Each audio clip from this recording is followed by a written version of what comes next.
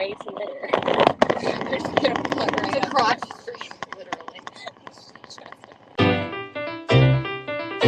with the knife.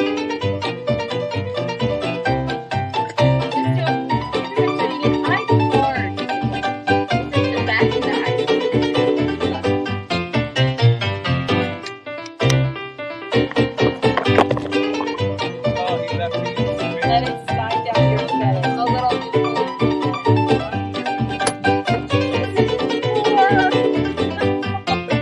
Now it's a party. Alyssa, right? Yeah, I went to school with her. She was a grade ahead of me. This is a small world. Alyssa, I called today. Be nice. Thank you, Brian. Thank you, Brian.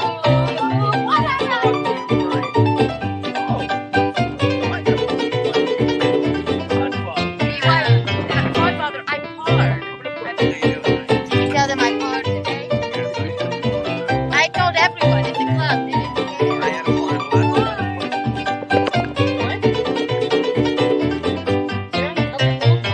There's so many sexual innuendos about Colle.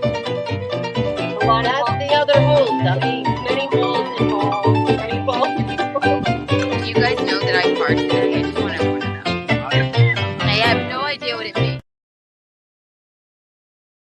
Untoward. Unfavorable, adverse, or disadvantageous. Unruly, troublesome. Unseemly, improper. An adjective as well. There were a few untoward comments when I was leaving the room. Okay, here, untoward, inappropriate. Yeah? Okay, not right for the situation. His behaviour was untoward. Okay? Bad behaviour or not the right behaviour. How untoward of me! For the situation. Yeah? Okay, untoward.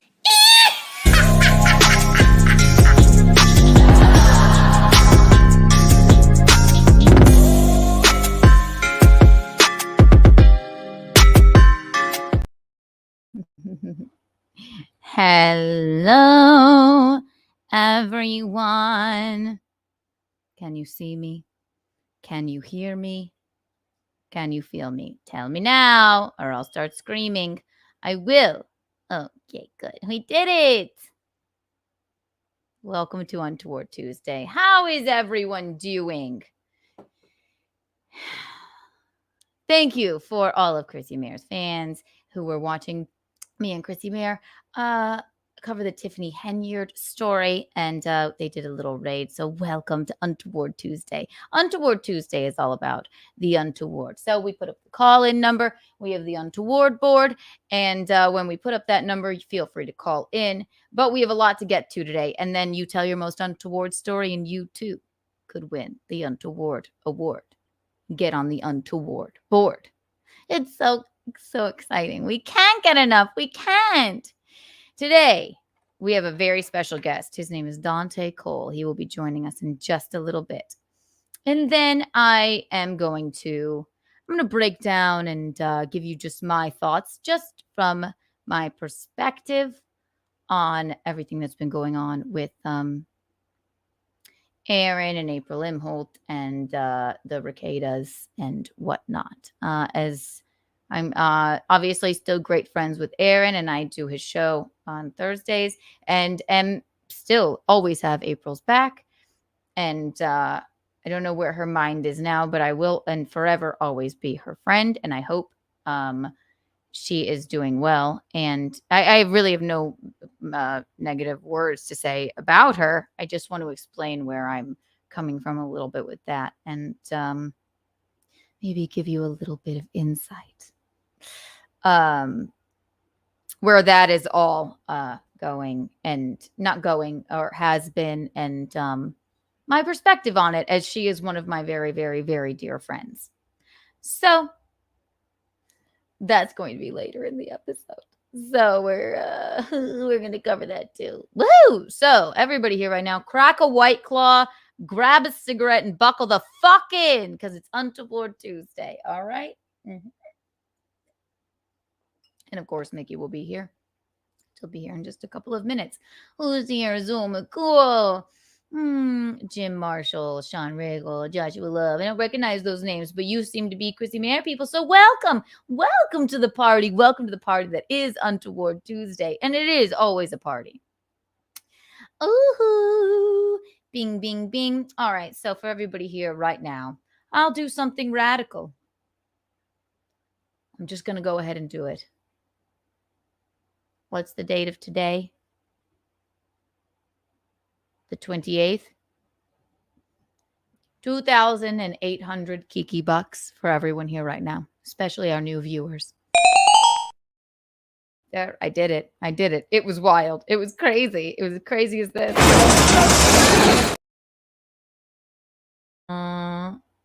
Kiki needs some milk. I don't know what that means. Unless you must know I hate milk. I don't like it. Gross. Eek. Ooh. Ah. April 39th. It's not, Robert. It's not. All right, let's get Michaeline in here before our guest comes. And our guest is a very interesting fellow. I have not had the pleasure of meeting him quite yet, but we will. His name is Dante Colle. He has a YouTube channel. He has an OnlyFans. He is an adult film star, and a very interesting one at that. So we're very excited about that. Let me put on Feeding the Ducks for our coping music.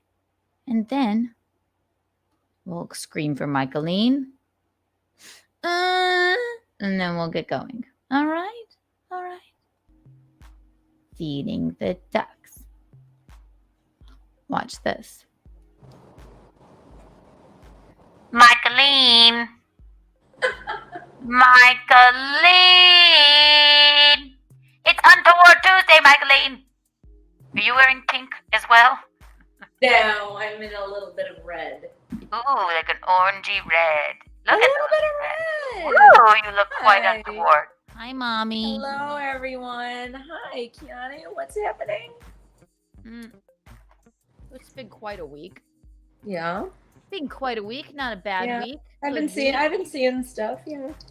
Lots of things going on, which we'll get to later. But that's for later. For now, it's the Untoward. It's the fun, happy moments for the stream. And again, when I put in that call-in number, or if you are too afraid to call in, I forgot to mention, Mickey, you look ravishing. Thank you. I know. Hey, Mickey, Thank you. Thank Oh, you. and on my list, we have a new love letter for you. So we'll get to that as well. Great. I know. I love a love letter.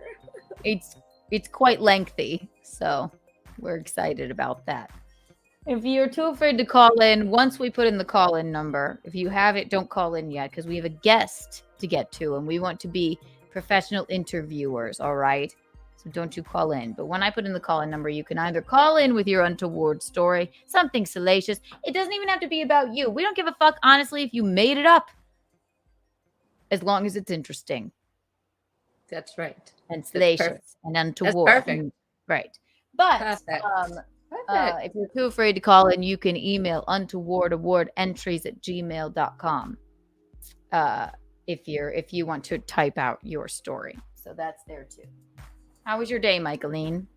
It was just fine. I taught a class and then I worked at the gym 3 to 8 and just did my thing. So all good. You look quite tan. I don't understand why. It just sucked onto me.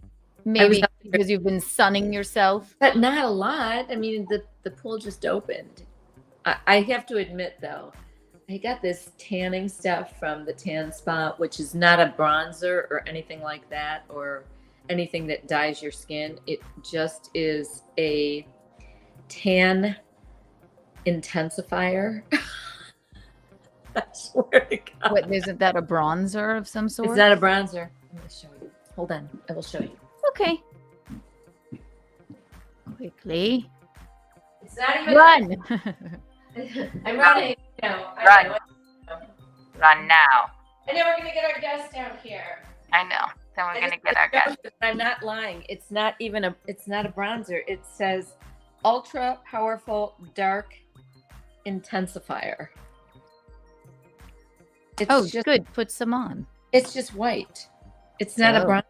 It has no bronzing in it. It has nothing in it except whatever this cream Because is. you look quite dark. Seriously, it's just been a couple hours here and there. I don't know what happened. It's a new product, Daringly Dark. Daringly dark. I can hardly believe it myself. Yeah, you look quite. Yeah, you do. And I've been lathering in self tanner, and it's still not. No, even... this is not dyeing my skin. This is not it's not a bronzer in any way, shape, or form. It's almost like it says dark intensifier. It's almost like a accelerator, but they call it an intensifier. You're the woman that would lie on the beach for 8 hours at a time, right in the surf with baby oil on you. So, I mean, I know you get tan, but this is even shocking to me because the pool just opened. I went there a couple of hours, a few days. I know. I love that you went to the pool before you had to go be at a wedding. What do you mean? If I had a wedding to go to, I don't think I'd be like lounging by the pool just a couple hours before. Like if I had like okay, if I'm a going to a wedding, that's the thing that I'm gonna do for the day. You're like, well, just a couple of hours in the sun won't hurt, right? Who cares if I miss the vows? Like. You're addicted, Michaeline. No, Teresa's, well, she's addicted too. Teresa said, so how late can you stay? I said, I can stay till 1 if I don't know what I'm going to wear, or I can stay till 2 if I know what I'm going to wear. So I figured it out the night before and we stayed till 2. The sunshine was that important. Jim Marshall, thank you for the $10. Oh. Yeah, to be coming to Florida. Yeah. Nice. Do you hear? She said Florida. She loves the sunshine. She's like, I'll go with you. Nice. Keanu, when you would be going on tour next? Any chance you'll come to Florida? I did. Chrissy took me with her. I opened for her in Tampa not too long ago. I'm sure I will be back in Florida again, Jim Marshall. You can always check my Instagram or my Twitter for my dates of comedy. But you know what? Tell me where to go, where you'd like to see me, and we can make it happen. Thank you. Here, if you super chat us, you get a kiki about Fort Lauderdale or Fort Lauderdale. Tell me the place that does comedy, and I'll contact them. St. Petersburg, that would be better. Yeah, she's looking for the most sunshine. Is there a Key West comedy club? Miami comedy club? I would come down there to see you perform. You just want the sun. I just want the daughter. I meant the sun. Jim Marshall, here's your Kiki Bond. Thank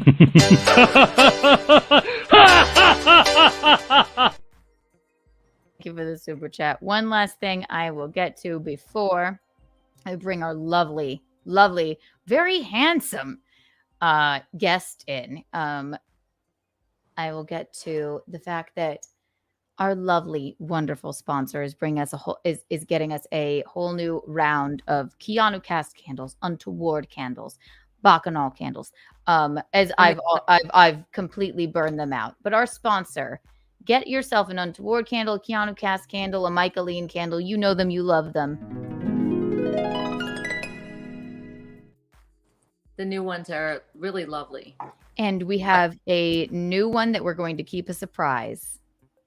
Maybe we'll unveil it on our Dominican Republic trip, as it has to do with. Yay! I can't wait for that either. Mm-hmm. I know. Very exciting. We'll be streaming the whole time. Yeah, it'll be great. Number 2, we want promo code KikiBucks for 15% off on all of the Reed Street Soap Company candles, guys. But what we want from you guys is we want to know what kind of aromatic and color choices you want for a linguine candle. We're in the market for a linguine candle. She wants to make one, but we want to know from you what is the smell, the flavor, the color, right? So our dear friend Linguini deserves a candle, and we all want one, so we're very excited about that. Very excited.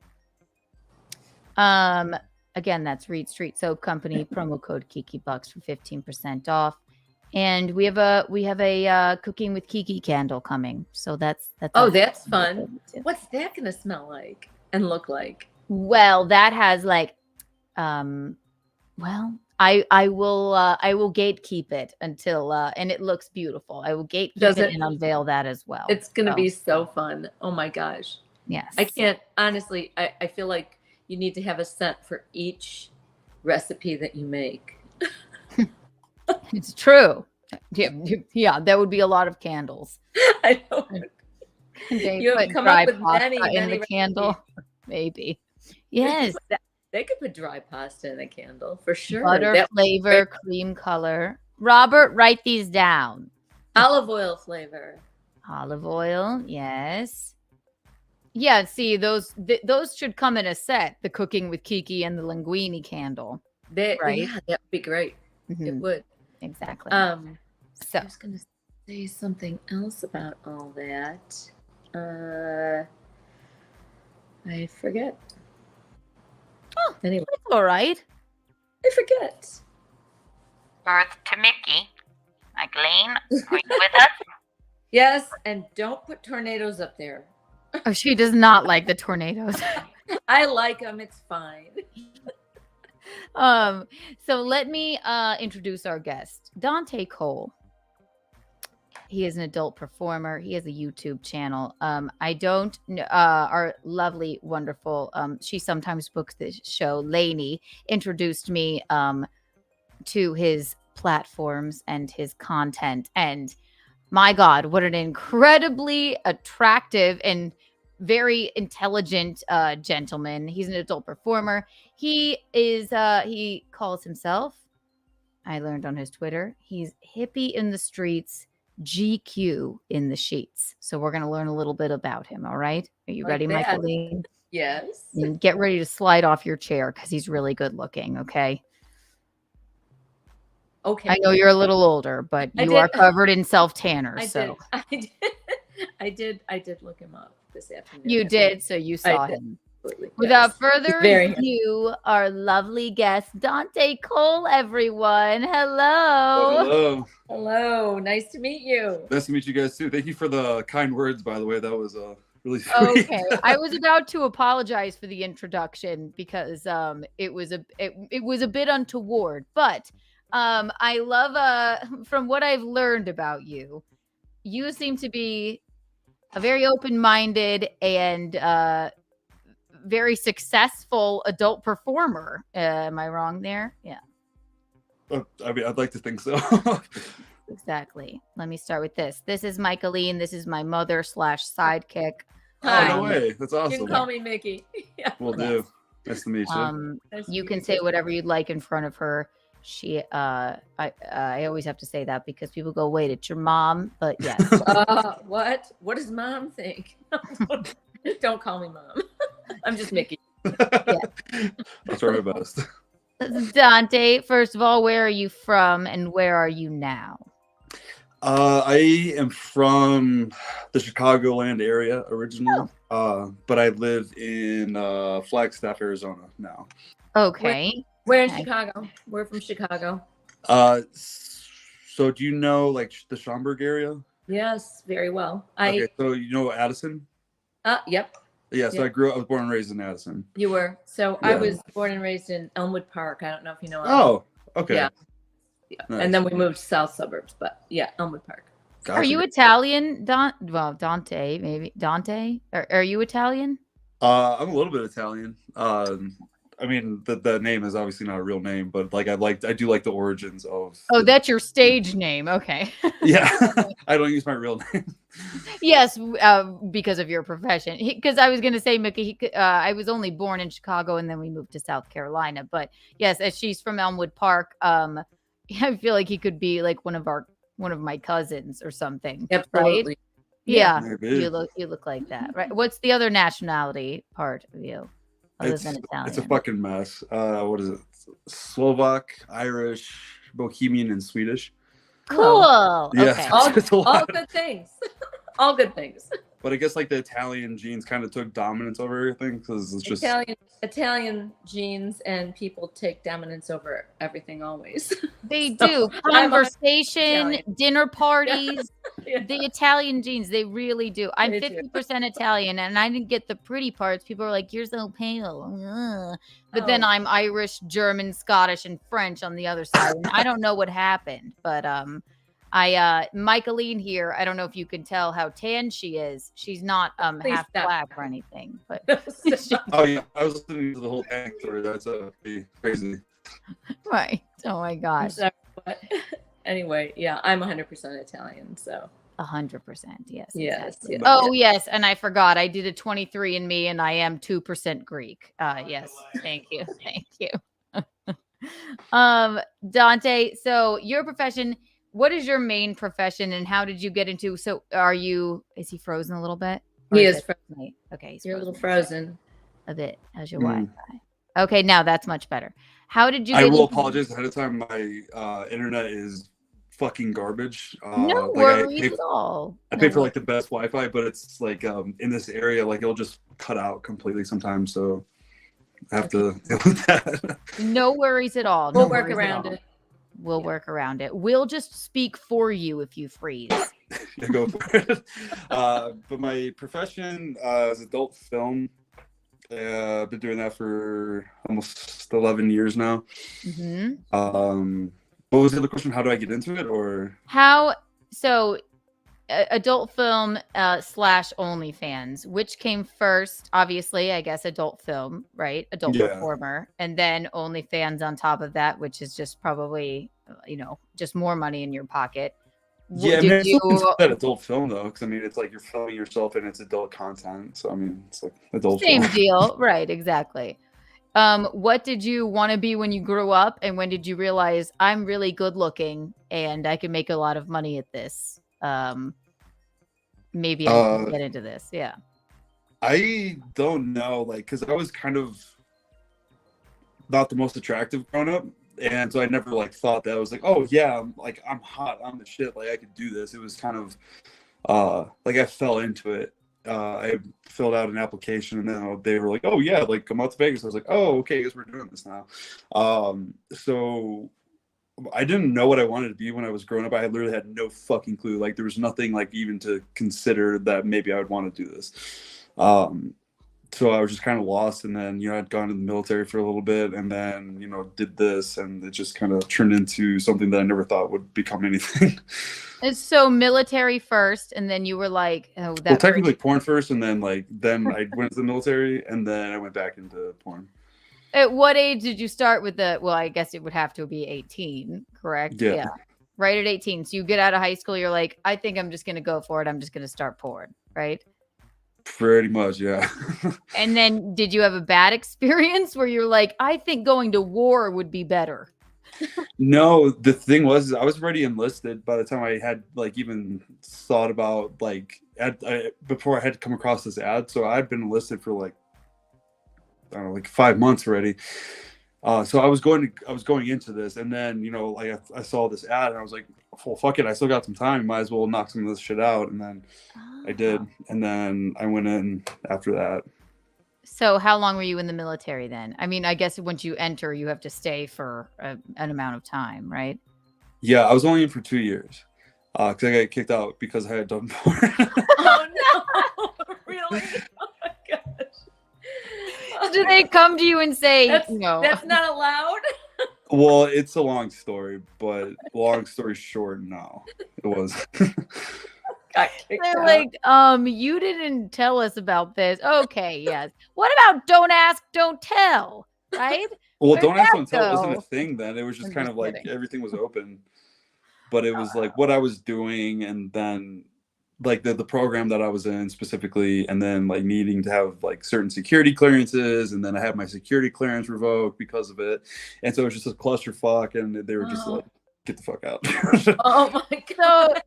But it's for the best, honestly. Yeah. In summation, the military forced you into a life of porn? I would say forced. I'm I mean, I just kind of kidding. was the. I'm really, just being facetious. No, but you're like, all right, well, fine. I'll go back to what I like doing before I enlisted. So Yeah. interesting.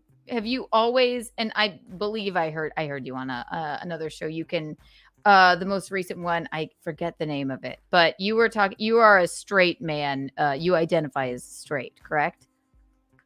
You're sort of I prefer women. You know, that's what I say. Like, you 'cause, I mean, prefer obviously, women. yeah, I mean, I've fucked a lot. I probably fucked more dudes than you have. So it's like, am I straight for that? Probably not.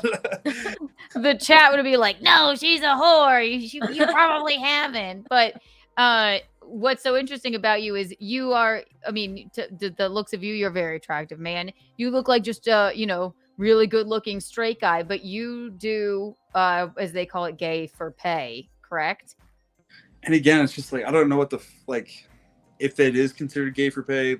I mean, I guess it would be, but I don't really know. Like, I try not to use like all these fucking labels, because like someone would be like, yeah, you're fucking gay for pay, and then another dude would be like, well, no, actually, like you're like this, and then same thing with like bisexual and pansexual. Like, I don't fucking know. So right. Like, Well, I believe in like someone, a spectrum of sexuality, right? Exactly. Yeah, You're whatever. like, I lean towards women, but you know what? I started having sex with dudes on camera, and I don't mind it that much. So maybe I'm here as opposed to right. Exactly. But to answer your question, I guess it would be more considered gay for pay, but yeah, but that's people are complicated. That's not exactly. So when you went into porn, you were like, yeah, this is great. I'm good looking. I can have sex with chicks. Blah, blah, blah. But then you're like, you know what? There's a lot more money probably in a gentleman that looks like you in gay porn. Well, it started the other way around. Ooh, okay. Yeah. Yeah. So I started with gay porn, and that was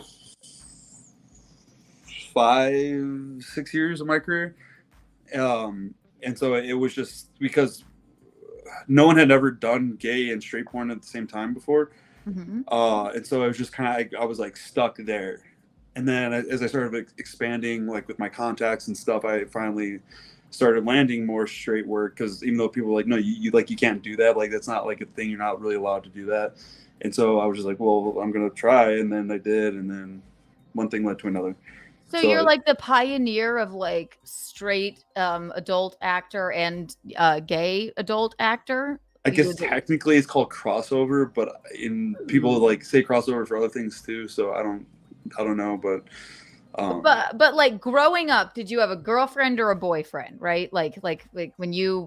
I've only had one girlfriend my whole life. Oh, that's right. I actually wrote that down, and she was in the industry. I was into women though, like growing up. Yeah, you were into women growing up. Yeah, I never thought of doing anything with a guy. So then, but yeah, it's just interesting to me that you're like, you know what? That's a lot of money.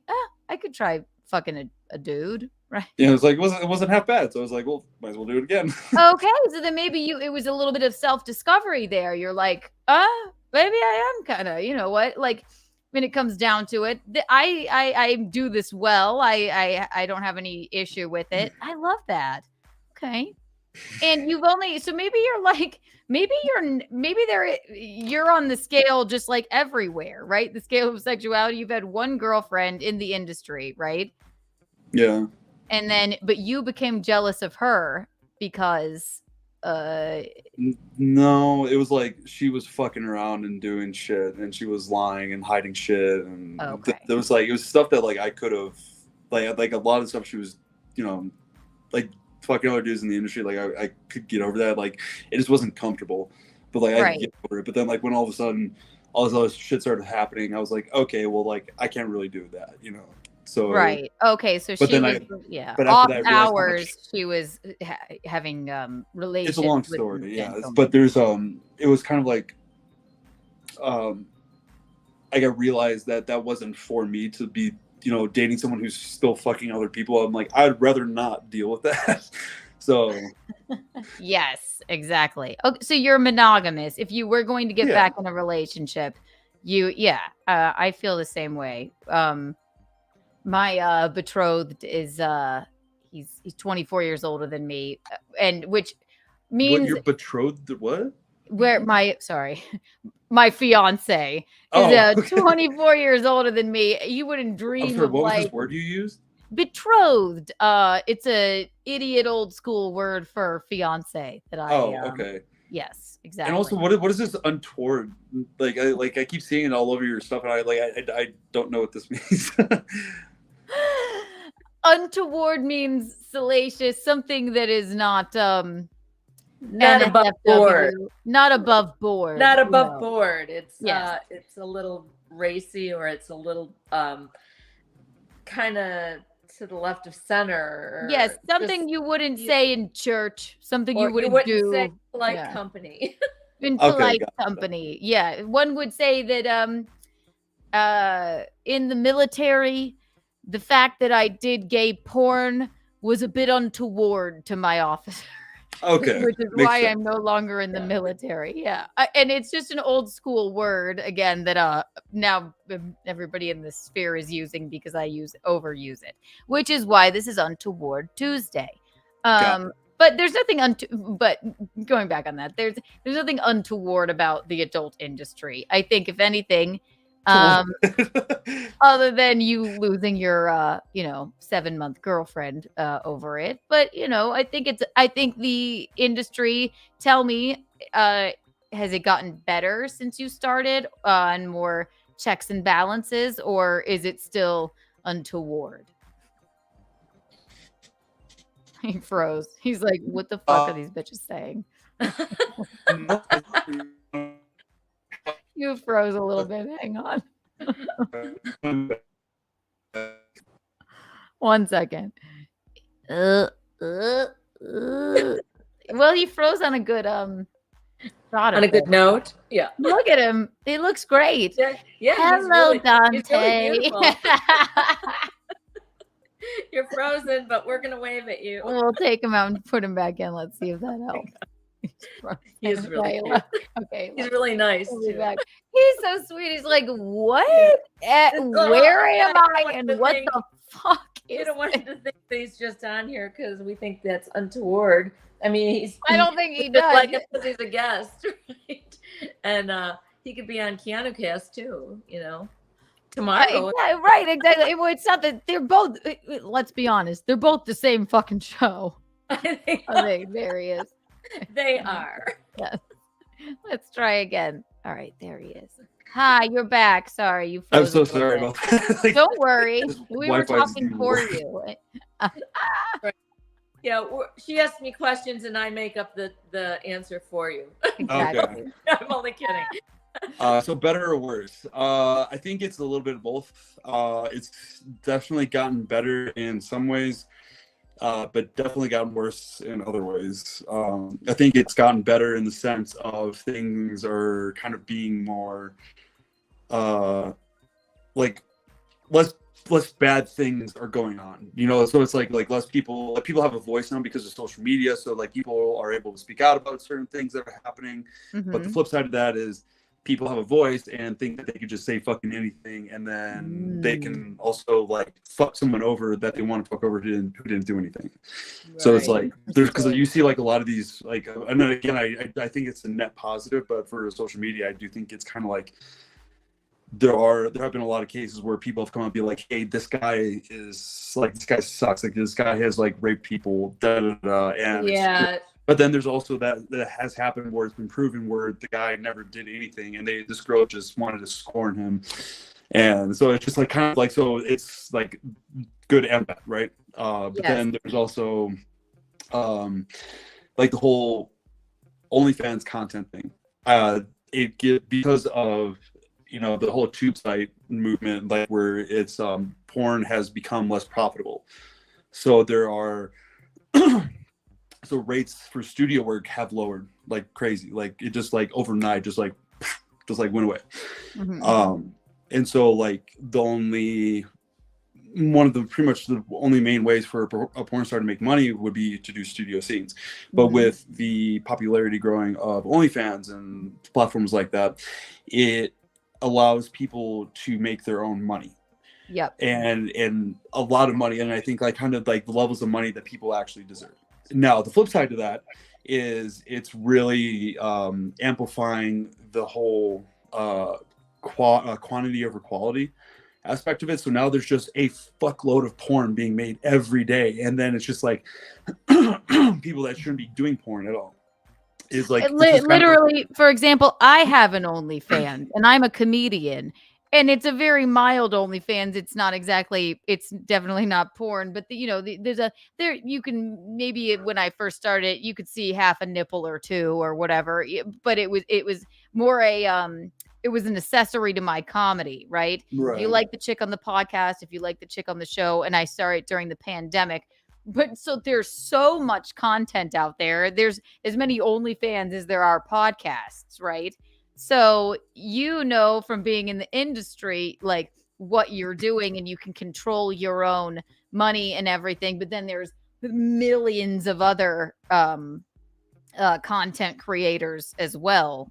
So it's Right. And I'm not saying that, I'm not saying that it takes away from like other performers, but what I'm saying, like people that shouldn't be doing it, it's kind of like because people see like there's certain performers who make like a ton of money, like just a stupid amount of money, and then like random people see that and be like, I could be making that money too, and then so it just gets a whole bunch of people in to do this and be like, it's okay to do porn, it's okay to show my body out and about, because like I'm still with the belief that porn is kind of like a lewd thing, and it's morally debatable, right? But like I still do it. I still think it's whatever. But then now that you're making it accessible to everybody, and everybody's doing this now, and then now it's kind of changing the psychology of how we view sex, and like that my body's for everybody now. And so it's just kind of like I never liked that mindset, but there, like with porn stars, I always thought it was like the select few who are willing to do it, but now we're saying like everybody should do it now, and it's just kind of like, I don't think we should be pushing that mindset on people. So positive, negative, and then there's I think because you have to be a certain kind of person to do full blown porn, right? Yeah. And be able to handle it. And I think that OnlyFans has made it for a lot of women. Wow, I got into this because it was so easy, and now maybe I don't exactly want this anymore, right? Yeah. But not that they can't just like stop the website, but that stuff's there forever, right? Me, I'm like, whatever, that's fine. But I also think it's like the message that it's spreading to everybody too. So you're pro OnlyFans because it's a way for you to control your own content. Yeah, but it's just not for everyone. Yeah, well, yeah, it's not that it's. I think I guess that's I would say that, but it's more so the message that's spreading to everybody that's just like anybody can be a porn star, like everybody should be a porn star, and it's kind of like you just leave it to like the select few people who are like understanding as good looking as you, right? I agree. I'm not even saying like it's a looks thing. It's teasing. I'm just like I tell everybody like I meet so many people that are like, oh yeah, I was thinking about doing OnlyFans. I'm like, don't do it OnlyFans. It's not worth it. Like, it just don't fucking do this. It's I don't know. I've kind of gotten like my morals have shifted like as I've gotten older, like through doing this, and people in the industry hate me for it, but it's like that's what I believe. What were you going to say, Mama? It just takes the whole professional aspect of it out of it for the people who are being professional at it and making a living at it and providing quality content and quality movies or videos or whatever, So I think that's a disservice to the professional person. There's that, but it's just there will always be the professional stuff that's made, and people who want the professional stuff will seek it out. Okay. So I do think it takes away a bit of the funding for it, but I think that the people who will want to keep professional stuff will continue to do it. Okay, that's a good thing. That's a good thing then. If you don't mind me asking, how old are you? I am 29. 29. Okay, I'm 31. Okay, yeah. So how long has you from 18 to you've been in the industry for forever without your short spat in the military or what have you. What are you close with your parents? What do they think of your profession? I was very lucky to have parents that were very accepting of what I do. They don't quite understand a lot of it, but they are very cool about it. I'm super open with them. I'm very close with them. They watch all of your work. They're like, well, No. come on, They make son. an effort to not That do bad that. guy, a little bit better. I'm like, no, I'm just kidding. It's funny when I got my fleshlight made. Yes. Like, because I had my dildo and like the actual sleeve. I sent them both just like as a joke, but it actually That's took good them. parents. And did they call you like, why did you do this? They're like, what the fuck, dude? Come on. Actually took them to the XBiz Awards. Hell yeah. Okay, so you have good, very open parents, like my Oh, yeah, parents. they're I cool. like They're that. cool. Okay. Yeah.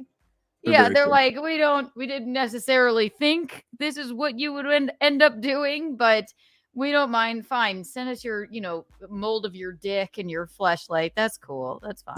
Right. Yeah. I'm very grateful to have, open parents like that. What do they do? So you don't have to say exactly what they do, but what field are they in? Were you always interested in sex? Did they have the conversation with you about sex when you were like young? Was it always like an open conversation in your household? Yeah.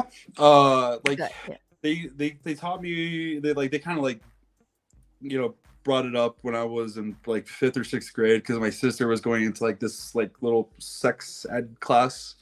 So like they're like, well, let's knock out like 2 birds 1 stone type deal. So like I kind of got like the gist of it like in like 5th grade. But yeah, it's been an open thing, but it's not something like we really talked about. It's just like no kid really wants to talk about sex with their parents for the most part. Right. So I never really did. Not to say that it wasn't on the table, but yeah, sex wasn't like a huge thing. It wasn't like a sexually charged house, or I don't know what the father. You're right. Like they weren't like swingers or something. Yeah, or, no, like, no. yeah, right. Okay. And they kept pretty like they were like pretty conservative as far as not like forcing conservative, but like they weren't like very. You get what I mean? Like they were like throwing sexuality out there, but like what they do. Like my mom was a stay-at-home mom. She would kind of have like a random job here and there just to like stay busy. Mm-hmm. But my dad was in the medical field, and he would kind of sold like medical products. So he would be like a regional manager for like a lot of these hospitals that would sell like medical products to. And now he's just like a consultant now because he's retired, so he just consults on sales and shit. If like he that. weren't retired, maybe he could sell. You could call, a fleshlight or a mold of your dick a medical product, maybe, right? You could cross over. Now you both laugh. I'm just kidding. I'm smiling. I'm smiling. And they're like, no, Keanu, that's untoward. How dare you? Were you sexual at a young age though? No. Young age? I lost my virginity when I was 17. Oh, that's Okay. that's pretty old for a guy, I guess. Yeah. He actually well, I don't know. If you're a little bit younger than me, 17. So, and you didn't have any, were you shy in high school? Like you didn't have any girlfriends? You've only had one girlfriend for 7 months and she was in the industry. Yeah. Right? I mean, like I kind of like dated a little bit here and there, but I haven't really been with somebody long term. But yeah, like I was like an outcast in school. Like I wasn't definitely not one of the cool kids. Kind of like I'm still super shy. Yeah, so I didn't really have an opportunity or experience to like do that kind of stuff, growing up. Yeah, because right now you look like the quarterback of the high school football team. What did you look like in like prom king? Yeah, like prom king, right? So funny you say that, because like I was like the exact opposite of that. Let me see if I can find a picture of like when I'm me in high school. I looked like I don't know. We'll see. Yeah, so show us a photo if you have one. But I just wonder how that is, and I guess people always, I guess people always say that about me too. Like, because I'm, people go, "You're not shy, Keanu." I'm like, no, I'm incredibly shy. Right. I'm like, I'm good at faking it, but like I'm actually shy. Right. No, I'm incredibly shy. I never know why anybody ever wants to hang out with me ever. I'm more of an introvert. I can fake it. But like if my best friends are going to dinner and they're like, come meet us, I make sure to go late so that I make sure that they actually wanted me there. Do you know what I mean? I need that text, like, where are you? I'm like, this wasn't a mistake. And that's complete bizarro anxiety. But yeah, it's just the weirdest thing. Were you, oh, I guess this is a weird question. Were you always good looking growing up? Or do you feel like you were scrawnier and and then you went, I'm gonna, you came into your looks at like 18 or something? I definitely think I started coming into myself as an adult, just in general. But I was definitely scrawnier, and especially like in early high school, middle school, I was like chubbier too. But I started. Me too. Oh my gosh, you should have seen me. It was, oh my God, I had the worst awkward phase of all time. It was awful. I'm trying to find a good picture here, but so I started doing sports and stuff. Like I was doing like gymnastics and swimming and cheerleading and stuff. So I got that kind of lost some weight, but yeah, I definitely think I kind of grew into myself a bit. Chris Thompson, thank you for the $2. I don't know what this means. Have you ever been in the Slovakian traffic cone? Chris, that sounds untoward. I don't know. I gotta look this up. Sex thing, but if not, maybe he'll try it. Thank you for the $2. I am Slovak though. Okay, so maybe it wasn't untoward. Slovakian traffic cone is a sexual activity involving. Hold on, let me open. Yeah, please read it to us. The Slovakian traffic cone, or STC, is a sexual activity involving a large, preferably yellow traffic cone. The cone doesn't have to be Slovakian in origin, but it is highly recommended. There are 2 people needed, a giver and a mixer. The steps to perform this act are as follows. The mixer lays face down on a bed or floor and puts the rectum/urethra in the air. Both holes work for girls. Only rectum works for boys, obviously. Step 2: the top of the traffic cone has lube put on it and is then shoved in the hole of choice by the giver. Step 3: the giver proceeds to piss, shit, cum, puke, blow snot, bleed, and put earwax into the cone. Not all of these need to be done, but all can be done. The bleeding is normally done via. What the fuck? Chris Thompson. How dare you? My God, Chris. I've never done a Slovakian traffic cone, no. No. That's too much even for him. Well, maybe you could. Yes, you can try it on your OnlyFans. It'll like hit like wildfire, probably. Or you may. Yeah, I don't think any of that is allowed on OnlyFans. Oh, I love it. So, which do you prefer doing? Creating your own content or working with a porn network or what have you? It depends on my mood, because like a lot of times I do enjoy doing studio stuff, just because like pretty much the only people I work with are like my friends. So yeah, like as far as like production crews go, so it's always a good time to be on set, and if there's like acting involved, I enjoy doing that. Just because it allows me to put some effort into something, Oh, so you like the scenes no one watches on Pornhub, right? So like that people fast forward through, like you're the, you're coming to fix a light bulb or something. And then it's, the mom is standing there and she's like, or like the script aspect of it. Like there's a story. Yeah. The story. Yes and no. Like the Brazzers shit is just kind of like where it's like super cheesy, like what you're talking about. I kind of like whatever, but I do enjoy stuff like Vixen's stuff where there's just like a lot more effort put into it, so it's like I actually have to try to act, and so it's kind of one of those things where it forces you to be a little creative and put some effort into something, and I enjoy doing that aspect of it. But I know nobody's gonna fucking watch it, but I have fun doing it. So I watch a little of it. I watch, do you? I watch porn early, watch it often, right? Mickey, Michaeline, what's my favorite porn? She likes gangbang. That's right. Hey, why am I wanting to know that? I have no idea. She told me many times. Why she told me that, I don't know.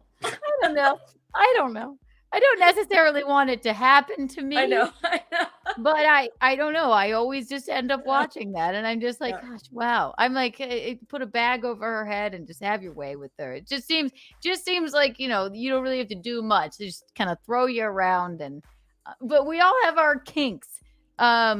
What is your so porn categories? Let's think. Do you prefer, first of all, male scenes or female male scenes? Like to do or to watch? To watch. Oh, okay, both. To watch first. I pretty much answer's probably both. They're the same. Like I really only watch straight stuff, and I prefer to do straight stuff too. So interesting, actually, that I've never we've had a lot of porn stars and things on many of the shows that I've done. I've never thought to ask, do they themselves watch porn? You'd think that you're oversaturated. You're like watching like Animal Planet all the time. You're like, I just want to, well, maybe not Animal Planet. They fuck too. But like, it would seem like you wouldn't be watching, but yeah, you're a human as well. But yeah, you watch mostly straight. Okay. So then what is your preferred, well, I guess money wise, but first, and then enjoyable wise, straight or gay porn? Well, I make almost the same amount in both now. So it's just kind of like at that point I'd rather do straight stuff. And actually, I really don't do gay porn anymore. Okay. Just because like I'm like kind of like on my way out, so I'm really only doing the things that I like specifically want to do. Since you're getting paid the same amount, you're like, you know what, I'd rather be with the people that I'm more attracted to, but not knocking the gay porn. Okay. No, not at all. Yeah. But yeah. So wait, what was the other question? I apologize. So basically, you answered them both. Monetarily, I would think, because I've always heard that a straight man doing gay porn, much like yourself, would make a far amount, like a bunch more money, doing gay for pay, as they call it, which you've told us, you've let us learn. We don't really say that anymore, but. Oh no, you could say that. Like I couldn't care less. I guess. Yeah. I just don't know what I'm considered. You know. Trying to be toward, but you're like, yeah, no. If I'm getting paid the same amount to have sex with a pretty lady, I'd rather have sex with a pretty lady. Yeah. And so that brings me to, you had one relationship, 7 months, and she was in the industry. And did you have a scene with her, and then you guys just sort of had a whirlwind relationship? Or was she just we actually, but like did he freeze? Yeah. He's gonna say, what would he say? Wow, he left us. He froze right on a. They were very good friends first. Friends first, okay. Yeah. Maybe. I love him. Isn't he cool? Yeah, he's really cute and he's very nice. He's like, Keanu, you idiot. I don't know what this. We'll take him out and bring him back in just a second. Let's see. Then he'll come back. Nobody ever asked me what I like in porn. Oh, here he is. There we go. You froze. Okay. You froze for one moment. No, you're right. No worries. We were answering for you. Just kidding. Yeah, I heard a little bit of that. But yeah, so we had shot like years before we even started talking. She was like dating other people, and then we had gone to dinner with a friend, and she was there. And then I texted her. I was like, "Yeah, I think you're out of my league, but hey, I would love to hang out with you again." And then she's like, "I thought you were out of my league," so I was like, "All right, let's fucking do this." Okay. Yeah. See, yeah, that's that like that weird introverted thing. Like I'm out. You're out of my league. Yeah, right. I can't. I could never even ask her. And then she was thinking the same thing. That's nice. I think you're out of my league, but you want to go on a date with me sometime? He had a prop. I love it. Exactly. You're out of my league, even though that's good. Yeah, even though we both fuck people for money. I think you're out of my league, and we're both incredibly good looking. That's cute. Oh, I know it's porn, but they're acting also. It's not Right, exactly. There's a lot of acting going on also. So right. Right. Yeah. That's kind of the core of it all. It means cameras, action. You know what I mean? Yeah, I mean, I don't know how It's not like a romance or anything. Well, some of them are. Some of them are. Yeah. Michaeline, so Michaeline, you mentioned this before. What is your favorite type of porn? I'm not gonna tell you. I just wanted to be funny. You're not going to tell us now? Oh, okay. I like Scat. I'm just kidding. No, I like men doing cunnilingus on women, and I like to pretend I'm the woman. Oh, well, that's what I like. It's not sweet. It's just what I like. It's what turns me on the best. You like a handsome man going down on a woman. I like gangbang. There are two right. So diametrically different fucking things. I guess different personalities, you know? The generational separation. Yes. Yes. It's true. It's true. Yeah. So then you guys become girlfriend, boyfriend, and eventually the industry sort of gets in the way. Explain that to me. The industry didn't get in the way. She got in the way. In a she was just stepping out on you, like a normal relationship kind of way. Yeah, like it had not. It being in the industry, like made the things more difficult to get over. But when someone's just fucking around and like being a little shit all the time and just like causing problems consistently, and the problems keep getting worse and worse, and then you're lying, you're hiding shit, you're going outside of our agreement. Then it's just like there's only so much I can just convince myself that this is still going to work, and then before I'm like, okay, hey, like let's probably not a good idea to keep this going. Let's just before I fucking kill myself here. Right. Okay. So you set up these boundaries, like yes, we both do this, blah blah blah, but you're going outside of these boundaries, and now I don't think I can. It didn't happen that often, but there was some stuff I found out afterwards that it was, and it was more about like hiding shit that I found out about like during the process. And it's like trust is the biggest thing. So if there's like, I can get over most shit, but if trust is gone, then like there's nothing to base anything off of anymore. So I'm like, so that's like my biggest thing now. It's hard to get over, cheating or trust issues in a normal relationship. Not to say that it wasn't normal, but in that. Yeah, what are you trying to say? Hey, it was a normal relationship. I have to go. I'm just kidding. That's so enjoyable. In the industry that you both are in, there has to be clear cut trust boundaries. I would assume, at least, and that wasn't happening. Yeah, just like with any relationship. Yeah.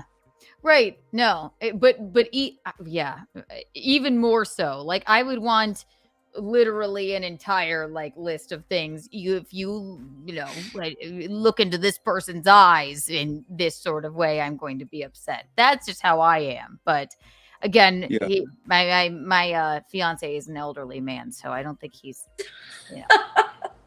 I don't really worry about him looking into anybody's eyes in the I'm just teasing. He's not elderly. He's 55 and a very young 55. Yes.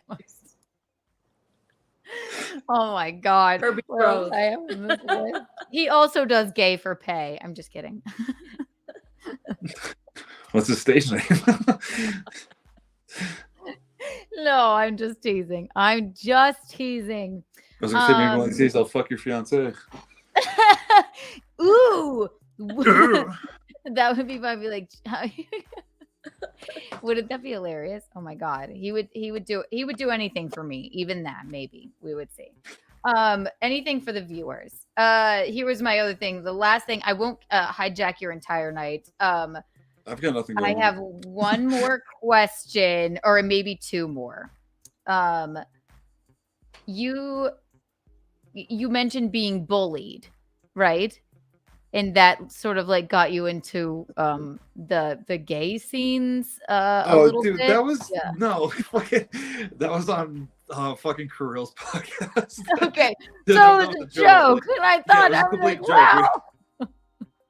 Dude, that whole podcast were fucking around the entire time. It was hilarious. Oh, so it was all a joke. Okay. Well, I mean, I was serious about what I said, but when he was basically like, so you being bullied led to you doing gay porn, and I was like, long and short, yeah. But so it was just kind of like, it was funny, but no, I forgot how we got there, but no, I was bullied in school and shit, but okay, so there was really no connection to that, like gay porn.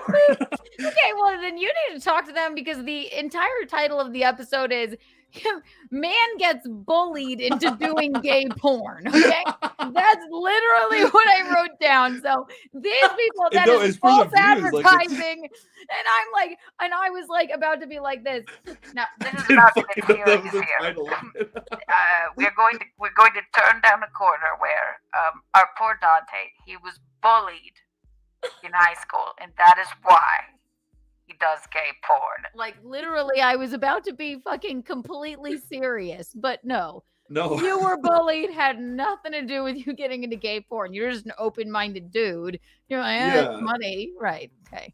Got it. Yeah, I mean, there's like some weird connections that we were making along the way, but we were just fucking around. But I had no idea he made the title of the episode but that's fucking awesome. I swear to you, it's in all caps. Like, Dante gets bullied. Oh, I believe it. And this is why he does gay porn. You have to look in it. I feel like that whole episode was just filled of like golden audio clips. Like, just because like we just kept saying dumb shit, and it was just like, we just kept like going and going, and like really controversial shit too. On top of that, very clickbaity, very clickbaity. Yeah. So like, and you just got an episode of gold. I'm going, wow, okay, wow, he's bullied in high school, and this is how he got into gay porn. Okay, well then, so gay porn out of it. How and why did people bully you in high school? So like, my thing was, I never fit in. Like, finding out now, like there might be like, now you do. It's a joke. Well, it's maybe a little different, but there might be some reasons why I wasn't fitting in, but it was just kind of like, I just couldn't like relate with people. I couldn't like communicate well with kids, and like I wanted to be cool, and so I would try to be cool, and that would just backfire constantly. And so I would just like, people would just be like making fun of me instead, and then like not want to hang out with me and shit. So it was just, it was by my own. That all the way up till high school, that's funny. Yeah, I get that. And then the harder if you try, then you're like, I'm just gonna whatever, if they don't like me anyway, forget it. That it's man, kids are fucking rough. Everybody thinks that they're not liked. That's how I feel. I mean, I guess some kids get bullied, but I also feel like everybody feels awkward when you're an adolescent or when you're a child. Everybody feels awkward. It's horrible. I really think that, because I did too. Everybody feels awkward. Like, you're not saying you're doing the right thing. I still feel like I'm saying you're doing the right thing. So, you're doing exactly the right thing. Thank you. Exactly. Thank you. But nobody was giving you like swirlies or anything, Dante. Like, nobody. No. Yeah. I was thinking like physically bullied, but it was just kind of like just talking shit, not wanting to include you in on anything, and just that's the worst thing. Yeah. I'd rather them say something, or like, put my head in the toilet, than just like talk shit about me behind my back. I'm like, it's weird, or like it's or not including you is the worst feeling in the entire world, right? Yeah. The lunchroom is my, like, I still have nightmares about it. I would rather just stand in the bathroom and, text and not eat a PB&J than like, who do I sit with? What do I do? If you don't feel included, that's why I still, to this day, they know they have to text me, where are you? So I'll come to dinner with them, because I'm like, maybe they didn't actually want me there. Same thing, just not being like exponentially included in something is just the weirdest, most like horrifying feeling. So I get that. And that's why I do lesbian porn now. So I'm just teasing. I'm teasing. Oh my gosh. Wait, here we have one more. Thank you, Chris Thompson. I think this has to do with him. The safe word is, well, flu. That's not a real word, Chris. I don't think so. My gosh. It sounded German. I think it had to do with the traffic cone thing. Yeah. So, are you dating anyone? Are you seeing anyone? Are you just working on your career right now? Do you see somebody in the future that's not in the industry, or you're like, you know what, I'm going to stay single, just see a few ladies and hang out, right? Yeah, I mean, I don't want to be single, but also like I'm very like picky as far as that goes. So it's like, and it's not like looks or anything necessarily, but it's more just, you know, I gotta subconsciously, like, because I can't choose like to be attracted to someone. It just kind of happens. So I have to wait for that right person to come around. But I definitely wouldn't date in the industry. Definitely would date somebody outside of one at any point. But until then, yeah, I'm just focusing on what I'm doing. You need like a really open-minded, like dental hygienist. That's like, yeah. I mean, but again, like I'd quit porn to date somebody. Like if they were like, yeah, well, I'm not going to date you unless if you're still doing this, I'd be like, done. You know. Do you see yourself in the industry for the long term, the long haul, or do you eventually want to? Well, I mean, I guess you're not going to do it forever, but do you see it? You're like for now in the foreseeable future, or then maybe you'll direct porn one day since you like, or write the scenes that you like so much in the beginning doing. Maybe you could make them better, you know? You're like, nope. I've gotten a few offers to direct. I'm like, fuck no. And then like writing makes even less money. So I'm just like, no, fuck all that. I think I'll still be like in one way or another, like still in the industry, but kind of like OnlyFans, you know, I'll probably be doing that for a long time. But as far as studio stuff goes, you know, I'm kind of like, I only work for 2-3 studios sometimes. So it's just kind of like, I just keep everything pretty low key. But I do want to do other stuff, but I think it's just kind of like I'm going to slowly phase out. But as you know, until other things start working, if that makes sense. Yeah. But I think I'll keep on the whole OnlyFans thing for a while, though. I like that. You seem to fall into things and be, you know, let's see where the world takes me. I like that about you. I've done that for my entire life, and it's worked out pretty well so far. Yeah, I know. Eventually, yeah, okay. President Dante, everyone. Yeah, you never know. Like, he's like, I don't know. Somebody was like, do you want to be the president? And I was like, sure, it sounds good. I mean, that's a very good way to be. I have one last, and this is since you told me that basically the entire podcast that I watched was just a lie.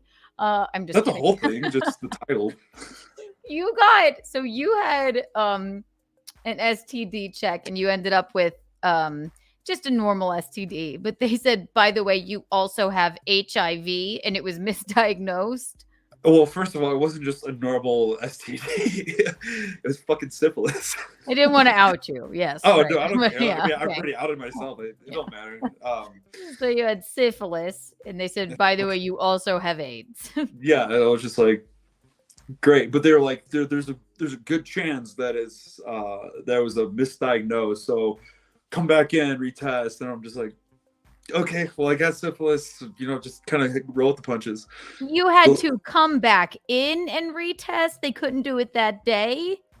No, because the results came in the next day. Like when you get tested, you don't get results like on the spot. So you're lying in bed like, all right, I have syphilis, but I probably also have AIDS.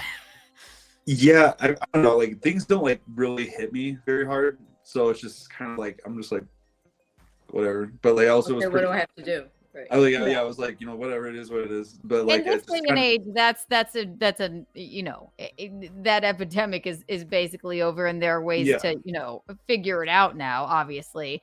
But still, I was pretty confident that it wasn't the case because I'm like, I haven't been fucking anybody with AIDS, but it was I was pretty confident that it was a misdiagnosis and something with the syphilis was fucking everything up. So I don't know. I get it. Okay. You weren't like, you know, like praying at night. Like, okay. And how long did you have to wait? Because see, my mind would run away with me and I'd be like, you know, okay, yes, this is controllable now. This is completely fine. whatever happens, and but I feel like there's no bedside manner in being like, oh, and by the way, come back in a week because you tested positive for HIV. But Well, it no, could be a there was the next mistake. day. Yeah. Yeah, so like I went in the next day, and then the following day I got the results and everything was fine. But the worst part was I was with my ex at that point. And so she's like, wait, we have syphilis and AIDS. So it was just like kind of like calming her down. I was like, look, it's probably not the case. You definitely have syphilis. But I have bad news and I have worse news. well, I was Which like, one would you like to hear first? we were driving, and so like I had the dude on speaker, and so we knew about the whole syphilis thing already. So we were thinking about like we were getting results about this, just kind of get more information.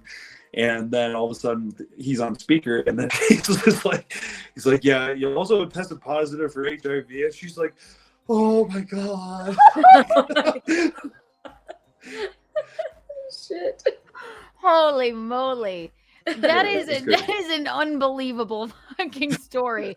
But you are so chill because you're like, well, he said it's probably not right. Because my mind would run away with me. Like I'd be going to, meetings already, like for support or what have you. So you go back the next day and they're like, yeah, you're clear. Just, you just have syphilis. It's fine. So.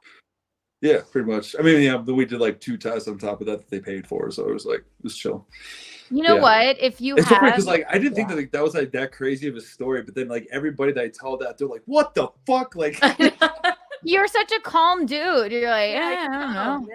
I mean, like, I almost died like a lot of times, so like I think nothing really bothers me anymore. Almost died a lot of times. Yeah. Like like how you were when you were in the military, or you mean like just accidents or like motorcycle accidents, skydiving accidents? Okay, whoa. Tell me your okay. Before I let you go, then all right. I want to hear about the skydiving. Skydiving accident. That doesn't sound good. First of all, skydiving. Wow, I'd be way too afraid to do that. But tell me about how a skydiving accident goes, because normally that sounds like splat. You would die. Yeah. Yeah. I mean, it was like, so like I'm certified to jump by myself, but so there's kind of like an average for people who solo, they will typically open up their reserve parachute once in every 1,000 jumps. Like that's just, you'll have a fuck up on average 1 in 1,000. You're going to use your reserve. And so as a student, something went like, so mind you, this is like my 7th jump ever by myself. And so, I'm still learning everything. I'm trying to like, get everything under control and like worry about all this other stuff going on. And then all of a sudden my canopy just went and just started spinning around really quick because like a gust caught it and like you couldn't separate or anything. And so like I'm losing altitude and I'm trying to keep track of everything, trying to separate it. And then it was just kind of like, luckily that I was able to, like be calm and just go and then, open up. And so I was fine. But then it happened a second time on my like 27th jump, and I just like got out of being a student, but I packed my bag wrong. And so like, cause I was focusing on something else and I put the flaps down in the wrong order. So I locked it in my bag. But why that one was really close is because of how I locked it in. It could have actually prevented the reserve parachute from coming out. Oh, so, fuck. Okay. And so when I pulled my chute out, it was like, I was like, what the fuck? Like, it's not open. So I'm tugging. I'm like, what the fuck? I'm like, oh my God, I locked it in. Luckily, the reserve opened and everything was fine. But eventually, you're in the meantime just free falling while you're like. This is only like a couple seconds, so it's not like. Okay. Yeah. No. Wow. That seems scary to me. Do you still skydive? Not much anymore. Just because like I don't live by a drop zone or like close enough to like reasonably go. And there's just a lot of people telling you what to do all the time, and I don't like that. It's not that like someone telling you what to do, but like it's like when like I ride motorcycles, like I like to race, and it's a sport where you can like, it's the freedom, you feel freedom when you do it. Like, you're going 200 miles an hour down the highway or around a racetrack, and it's like, nobody can tell you what to do. freedom. So it's kind of like it's like deals for freedom, and like every fucking morning there's someone telling me what the fuck just bothers me. This isn't funny anymore, you know. So it's just, Right. I get a rush guy, but He's it's a little glitchy. Can you hang on? Give it a second, Dante. 1 second. Okay, he froze once again. Hang on 1 second. All right, bring him out. Bring him back in. What an interesting fellow. Oh my God. Yes, he's very interesting and calm about Yeah. things. Good God. Let's see. He'll be back. And then we'll say goodbye to him so he doesn't have another moment. He'll come back. Dante, can you hear us? Okay, yeah. Wow. Do you think we're doing a good job, Mickey? Yeah, don't you? I think it's Yeah. good. I think we're an unbeatable combination of interviewees. I agree. I get Birds. scared. I get scared. You look very severe sometimes, and I get scared. I'm sorry, it's just my look. I can't help it. You're like this. Well, do you want me to be like this the entire time? No, yeah. Next interview we do, I want you to go like this the whole time.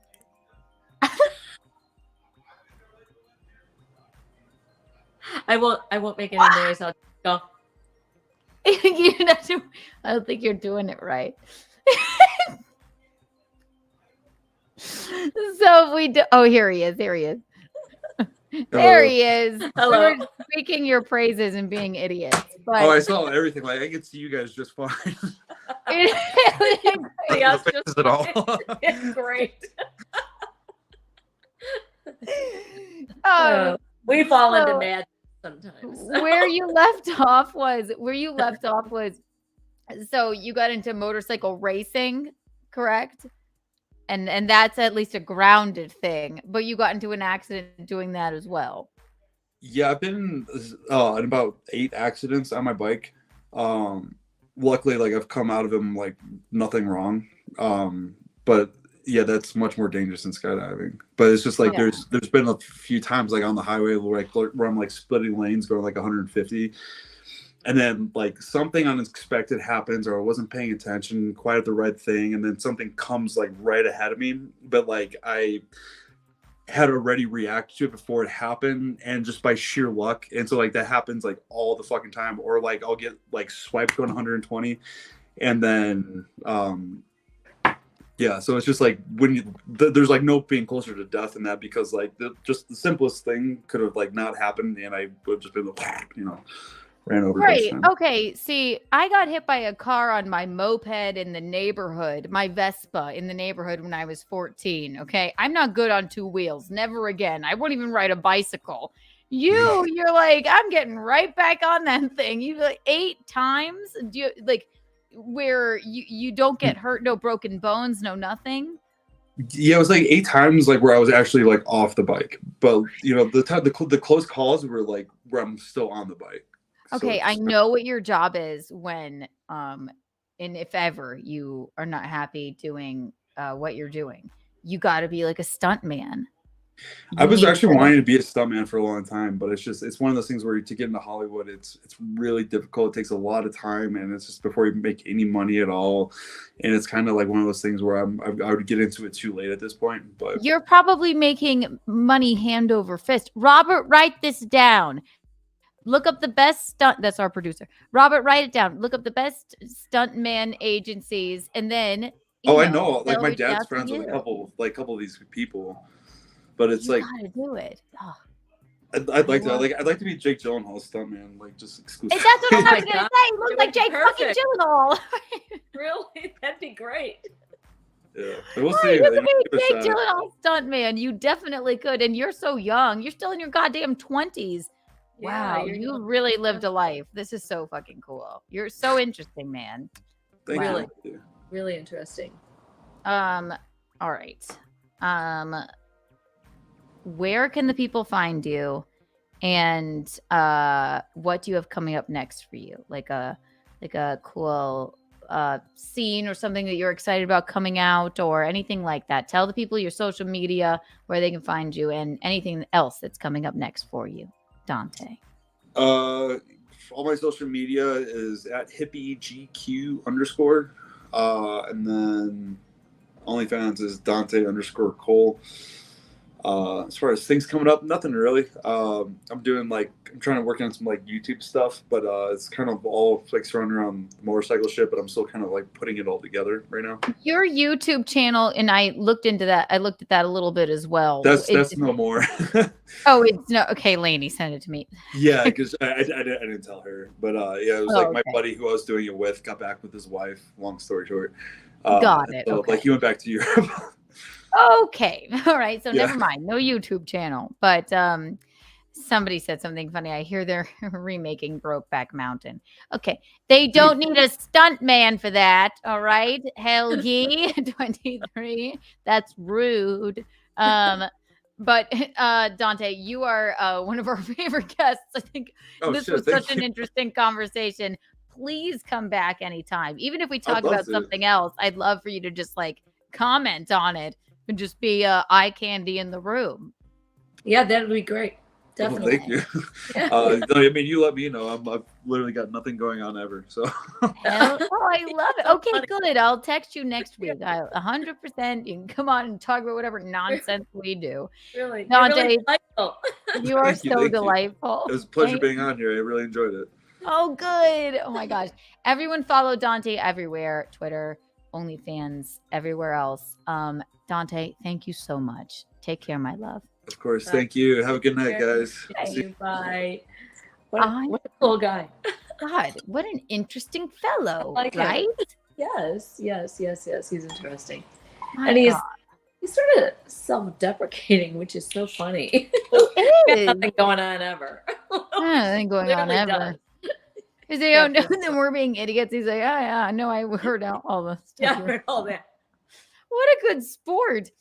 The most interesting thing, he's like, yeah, they told me that I probably had HIV, but I've been in 8 accidents.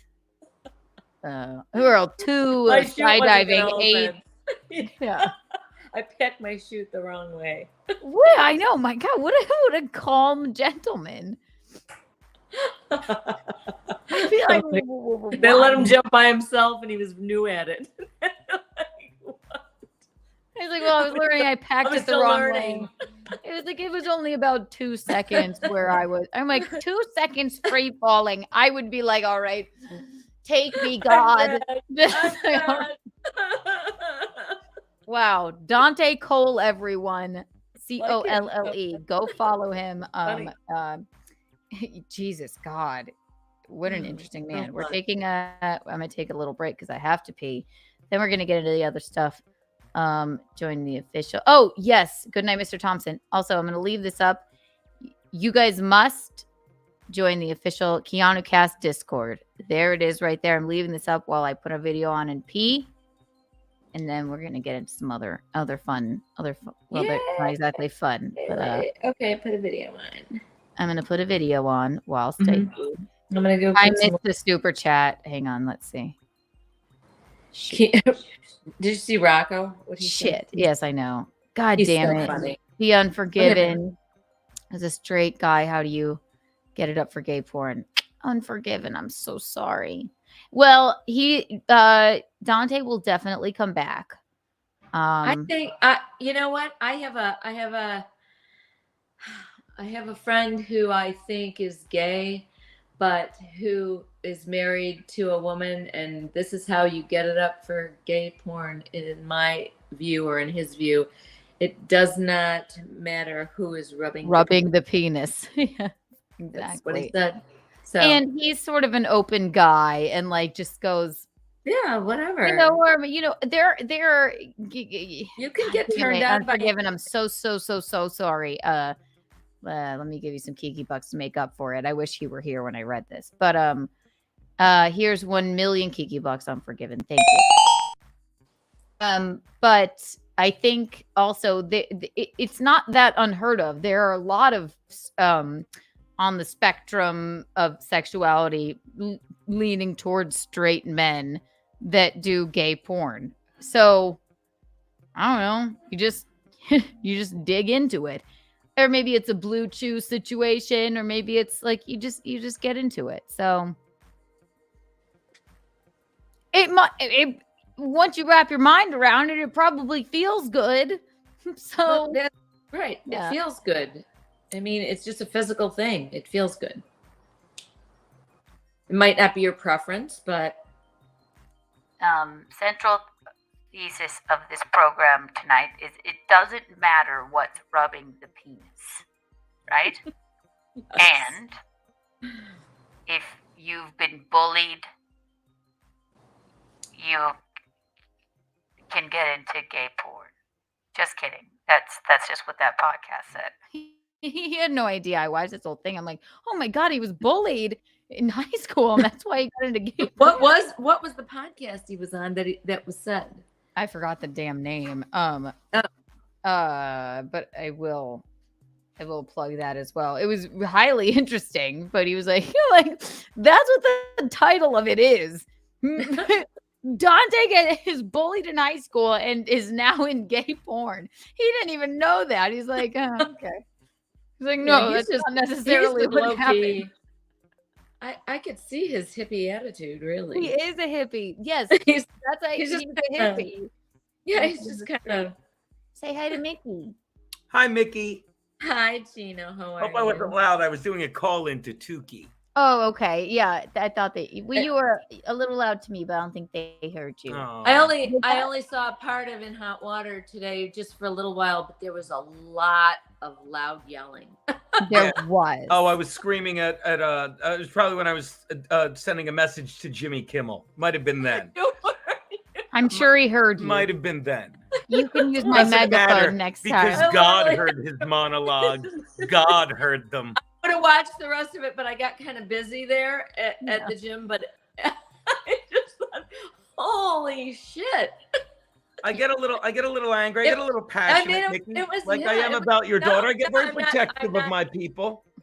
I'm not critiquing it. I just thought I just thought, holy cow, this is Gino at his finest. Oh, thank you. Oh, Mickey. you think that's his finest? Baby, I don't know. don't lie. I don't know I'm what gonna talk about Your mother something. compliment Jimmy me. Kimmel, by the way, the body, the body makes everything it Fuck you! It does. Like, fuck you! Fuck you, Jimmy Kimmel. Everything it needs, the body makes or can synthesize. Spike proteins. Doesn't need mRNA made by man. God made it. Thank you for the vitamins you gave me. Did you hear me yelling at Garrett's teeth? You sell out. You turned on me with her. Then Ginger or Marianne. He was so pissed off. Oh, the Ginger and Marianne thing. Oh. Oh, my favorite part about that, and let me get there. So Jim from Florida calls in. By the way, good night, Mr. Thompson. Everybody, right now, go to Discord and follow the official Keanu Cast Discord. You need to do it. You have to. You must. If you want to What be is here, it? you must do it. Yeah, we- Discord is a Yeah, but haven't put the link in the Ken Producer Robert. It's right in the chat. Yes, thank you. Okay. It's right there. I'll explain it later. Just do it. If you don't know what it is, just do it. It's just Okay. another place where we can all meet up, right? Okay. Official Keanu Cast Discord right here. Everybody, do it now. My favorite part of the entire episode is Jim from Florida, who I've met. He came to me and Chrissy's show in I Tampa. remember. And I said to him, remember, I went, you look too old to have grandchildren. And I meant young. And I didn't correct myself. Yes, I remember. Very all that. lovely, Yeah. lovely man. So he was like, he tries to make a joke. Gino like goes over him and Like, starts hang up on him. hang up on him. If he tries to make another fucking joke while I'm trying to tell these people and blah, blah, blah, blah, blah. Yada, yada, yada. No, Yeah. no, because he Bobby Tamboro'd me. He's like, oh, my joke was, shut up, I'll tell you. I'm pretty good at letting people get their fucking jokes in, Mickey. So then he's Had talking it about, with both you fucking sidgy bitches. we know what we saw. Get out. We know what we saw. Your eyes are deceiving. We know what we saw. This is like, wow. So then for another maybe what I don't know 3 minutes, Gino is popped off. Jimmy Kimmel, ivermectin, vitamin D. Hang up on him if he wants to make a joke. Hang up on him, Garrett. Hang up on him. So then when he finally settles, you can hear Jim from Florida on the phone, and he's like this. I just wanted to make a joke about when you were talking about Ginger. And he's like, hang up on him. Hang up. And he goes, what I was going to say was, is Ginger better for you or is Marianne? Gino, you thought that was kind of cute. Yeah, I'm like, all right, that was kind of funny. But I'm in the middle of something. Don't interrupt him. Don't interrupt me. And I'll then go back and listen to Tukey. You guys are mean. That puppet's nice to me. Black Eyed Sue just walked in hot water today. No, if you were wondering. we're not making fun of you. We're not being mean. I'm just joking with you. It was just really astounding. Like, wow. I think I'm used to it, but I've seen you yell before, but today was exceptional. Thank you, Mickey. I don't know. When I was walking down the street, I'm just going like, I don't know how we got here. He was covering something that like people actually care about, and then it went on to Jimmy Kimmel. I don't know how he even goes there, but I get his passion about it. Okay, I agree wholeheartedly with what he is saying. Okay, right. I do, but he's just so engaged. He is. We love your passion. I'll say without yelling. He lied. He took money to further, whether you believe me or not. And I said this. I went to church. I talked to your mother, and I prayed for Jimmy Kimmel's son. I did. But if you don't see the karma that he gets all this money to lie for the left and lie for Big Pharma, okay? And then your son is sick. And what did I yell? Send him another $1 million.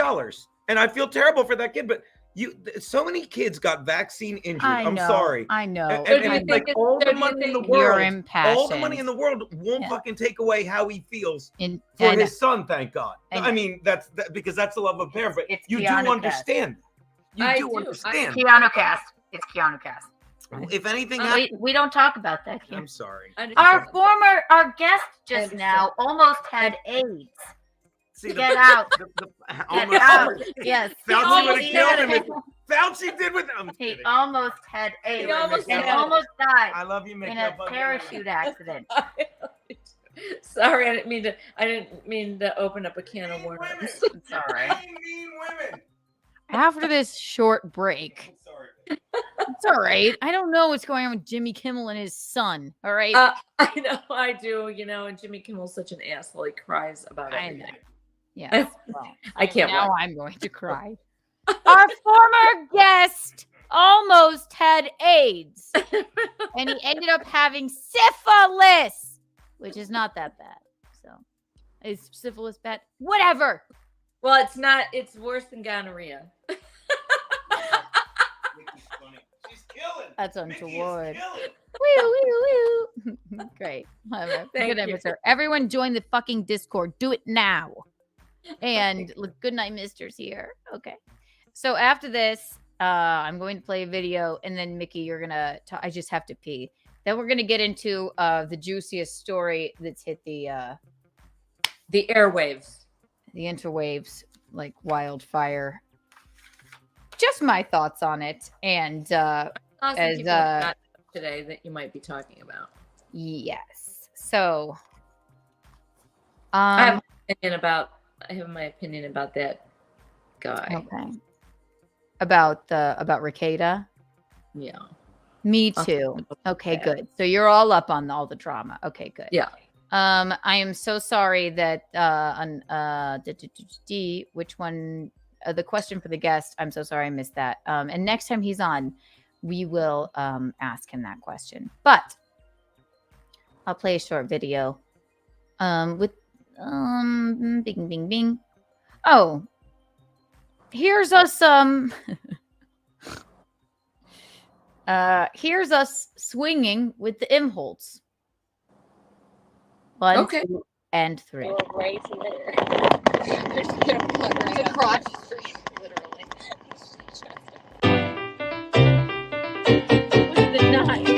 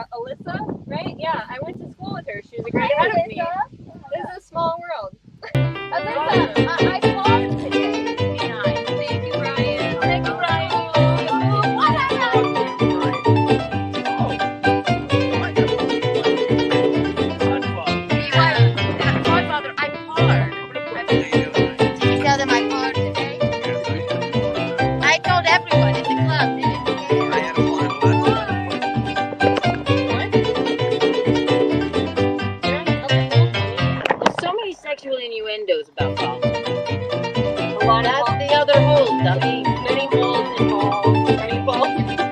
Do you guys know that I farted today? I just want everyone to know. I have no idea what it means. Oh. Michaeline? All right, she'll be right back in just a second. Maybe 1350. 1350. All right, while we wait on Michaeline to come back. Golf swing, I get it. Yes, it was just a joke. We weren't actually swinging with them. But 1330 is probably smarter, baby. 1330. Okay. And that's on Alex's thing? Yes. Okay. Thank you. I'm helping. First of all, I loved our oh, here she is. Here she is. Oh, there you are. Oh, there you are. Yeah. So everybody Hello. on Earth knows what's going on with April, Aaron, and Nickrekieta and Kayla and what happened, right? And I'll get to that in a second. Let me play our favorite song while I get my ducks in a row here. Okay.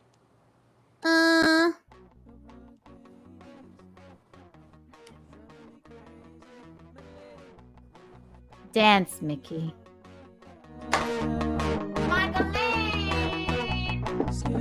Thank you. Good night.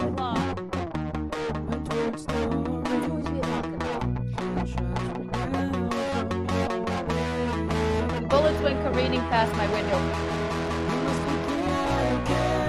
Hello, everyone.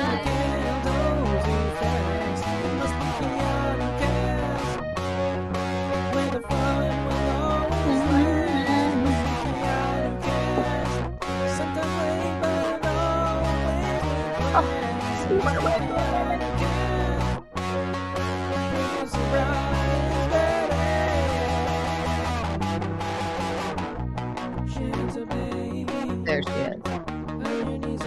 Hello, Mimi.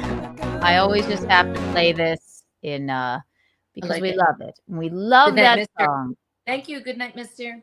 Thank you. Good night, Mr. Aaron's here actually, so maybe I will send him a link because he was just on Alex Stein talking about it as he's been talking about it all week. Aaron Imholte,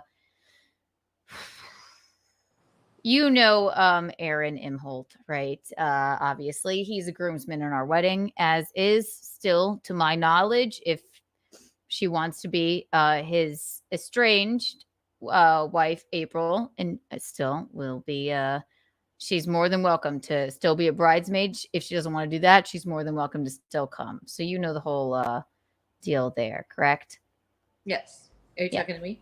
Yes. Are you. you talking? Yeah. Yes. I do. I'm in bed talking about too much. Gotta chill. Yes, exactly. Okay, good. I won't send him a link. So I just felt for an Untoward Tuesday, I'd give my thoughts on the situation, and I will put in the call-in number. Ding, ding, ding, bing, bing, bing.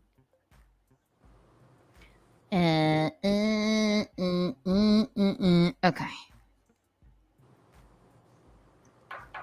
So, if you've been living under a rock for the past week and you don't know, Aaron Imholte and April Imholte of the Steel Toe Morning Show are our very good friends.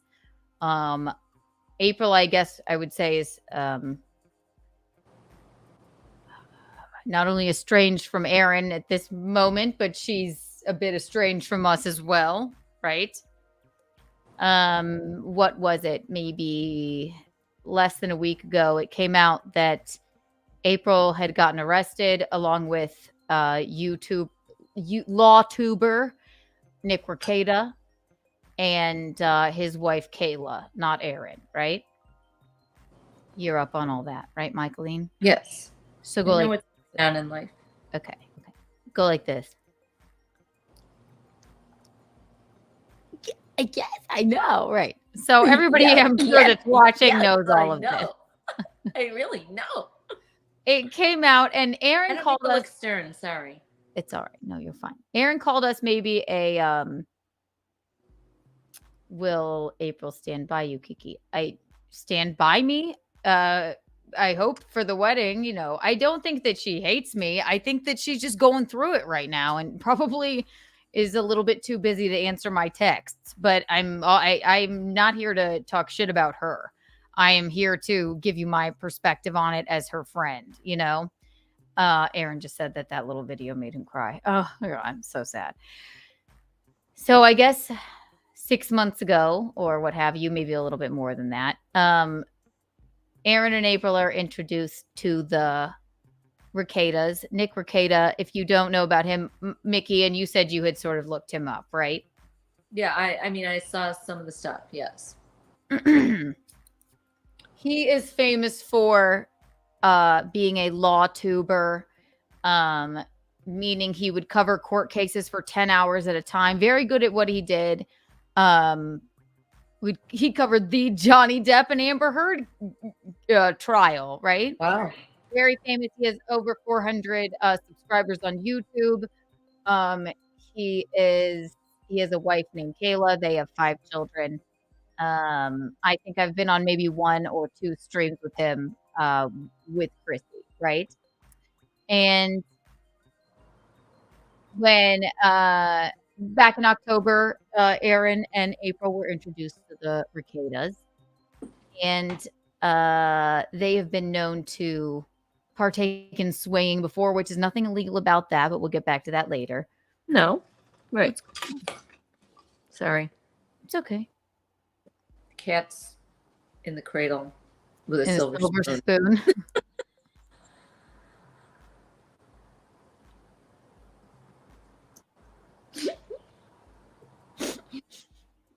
Silver spoon. Nick is a trust fund guy, so he has a silver spoon. Pay attention. They were hanging out with them, and everybody that's probably watching this knows all this story already. Long and short of the story, they get introduced to them. Aaron and April, great couple. We've hung out with them numerous times. They're both, groomsmen and a bridesmaid in our wedding. April, I don't know if she still will be. And groomsmen in a really other way too. Speaking, well, not Aaron, but no. I know. Yeah, the word groom will come back into this. Yes, you keep saying groomsmen, so yes, you're exactly. right. Got it. So everybody that's probably watching this probably knows. April is my very good friend as well as Aaron, right? I think they got caught up in something, and Aaron has been open and honest and admitted all of this stuff that has been going on. And as maybe a month ago, after the entire internet had basically been so brutal to April, saying that she was doing drugs and doing all of this stuff, and they were swinging and blah, blah, blah, blah, blah. Aaron basically called me and Gino maybe a month ago and was like, stuff they're saying about April is true. I did drugs with them this many times. I don't really like cocaine. I did Molly with them. I think he said half a dozen times, right? And that's really nobody's business. I mean, not a big deal, right? Yeah. I'm not saying I've ever been an angel and have never done any drug in my life, right? But where I get like freaked out is then, and Aaron did not mention any of the swinging or anything like that to us. Why should he, right? It's not illegal. It's nobody's business. He basically said, looks like we are going to get a divorce. I can't get her to come home. This is where I think it goes awry. So so what's come out now is Aaron, they step outside their relationship because the first time that it happened, and I think that maybe, in my theory, is that Rekieta and Kayla, while she was hunting on their land, they had hung out without Aaron, right? And I think that maybe they had spoken to her about this, and she is sort of she's not naive, but she is a bit impressionable, right? And here's this person of a higher power, and the meaning like streaming wise, you know, who is always seems to have an answer for everything, right? Nickrekieta seems to have an answer for everything. This is why blow, like people with ADHD can do this much blow because it brings them actually here. And if you do 2 more lines, it metabolizes like this. What you don't understand is this, right? And she's not impressionable, but certainly not knowledgeable about it. Right. And I think she sort of fell under his spell. And Ew. so, but back 6 months ago, and this is basically what Aaron said, and all me and Gino knew about was, well, up until a few days ago, I guess, all me and Gino knew about was, yes, I did drugs too, but I had to get myself out of there for the welfare of myself and my kids. Can't get April to stop doing blow. And to me, that April was the kind of person. One time when we were visiting, Mom, I brought an open White Claw in her truck. And she freaked out. Of course, I blamed it on Gino. But she was the kind of person that was like, who left this in here? This is so irresponsible. Do you know what could happen? There's an open container in my truck. Like, she's not the type to, you know, partake in any kind of craziness. Yes. Right. So Nickrekieta, they start hanging out with them. It's all of this sort of, well, you know, their history has been swinging before. Meanwhile, they have 5 kids. They're having fun, sort of, you know, experimenting. They're all watching a movie after April had already been there and been hanging out with them. And they're all on Molly, right? The girls start making out. And this is the first time it ever happens. Nick puts his hand on April's knee while the girls are making out. Aaron freaks out, goes, dude, what are you doing? He's like, I'm so sorry. I'm on Molly. Ugh, right? They separate. They like bone in different rooms, right? And that was the first time, I guess, April did blow.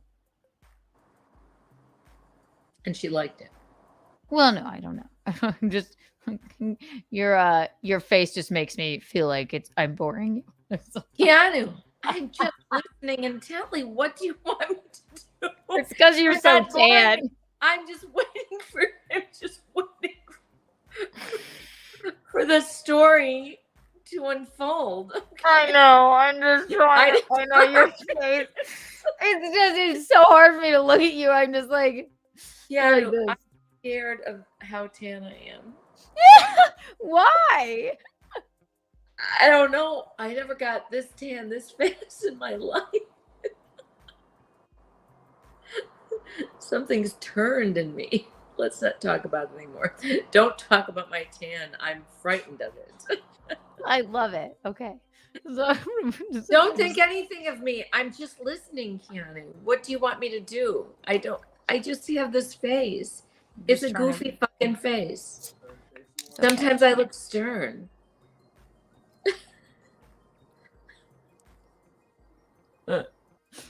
Stop it. This is how I always am. I know. I'm just listening. This is serious. My friend I'm not April has been groomed.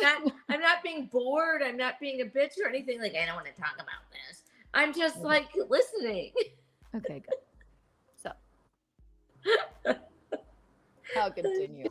I'm sorry, it's just hard. It's just hard. Okay, just tell me what kind of face you want me to have.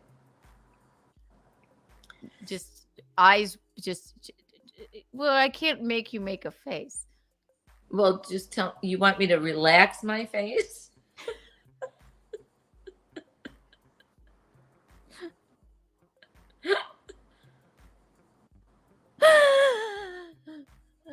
I just don't want you to be thinking about tornadoes. I'm not. I'm listening. I'm Come a little closer to the screen. Want me to get closer? Yes. I'm afraid people won't like that. Nobody will care what I'm saying if they're looking at your breasts. My breasts aren't even showing. Stop. I'm just teasing. I don't want to be that close. It's frightening for even me. Okay. We'll start this over. I'm putting I'm commenting on this because this is my perspective of the situation, and April I will never shit on and have never shit on to this day. I'm not taking Aaron's side. Aaron is not even not taking April's side. Aaron wants nothing but the best for April. And I think that what really is horrible in this situation is she got pulled into something that she couldn't get out of. However, the silver lining is no charges, no nothing, but it could have happened all very, very differently. I'm not on either side of Aaron or April. I'm on both of their sides. And Aaron, 100%, is also on April's side. And I think that's very noble of him, as he is going through a literal divorce right now. Right. He, of course, says some things that are like a bit untoward or what have you. But as the story has unfolded, there were things that I don't even think that he was aware that were going on, because I, in a sense, feel that he was, I know people get angry when I say this, but groomed as well. Okay. And I'll show you a clip of sort of what I mean. So we're good friends with them. Me and Gino see all of these things. We see them hanging out with the Rekietas a lot. We see them on streams at their house. They're snowed in. April is what seems to be tweaking out a lot, right? And listen, no one's an angel. We've all done blow in our lives, right? You know what it looks like. And she's looking sort of ill and just really fidgety, looking over to the side where Nickrekieta is, and just can't relax. And I don't know for a fact that April had never done drugs in her life, experimented with it. She's 29 years old. I don't know that for a fact. What I do know is I've had conversations with her at length that she's gone through some really traumatizing stuff. Okay. That I will not divulge, obviously. But before Aaron, before any of this, she's my friend, and she's like opened up to me about some things that in like her younger years that I think that she would think that was probably the worst thing that ever happened to her. And so that's what just fucking kills me. So then this mugshot coming out of her on the internet just kind of, I keep saying to myself, I can't imagine what she's laying awake at night thinking. And that just breaks my fucking heart. But silver lining is she got off fucking scot-free. They said this is not, they let her out, no charges, no nothing, right? And it was about guns, right? Yeah, well, I'll get to that. So I'll backtrack. From what me and Gino knew, when Aaron called us, he said, basically, because we don't want to pry, Aaron calls us. We do like a voice call with him, and he's like, what the internet's been saying is true. I can't get her to come home from the Rekietas. They said, move in and be our nanny. They're all falling apart on drugs. He said, I did drugs with them. Basically what he's been saying the entire time. Did drugs with them a few times. I don't like it. I did Molly more than I did blow. But it's day in, day out. They're all completely addicted.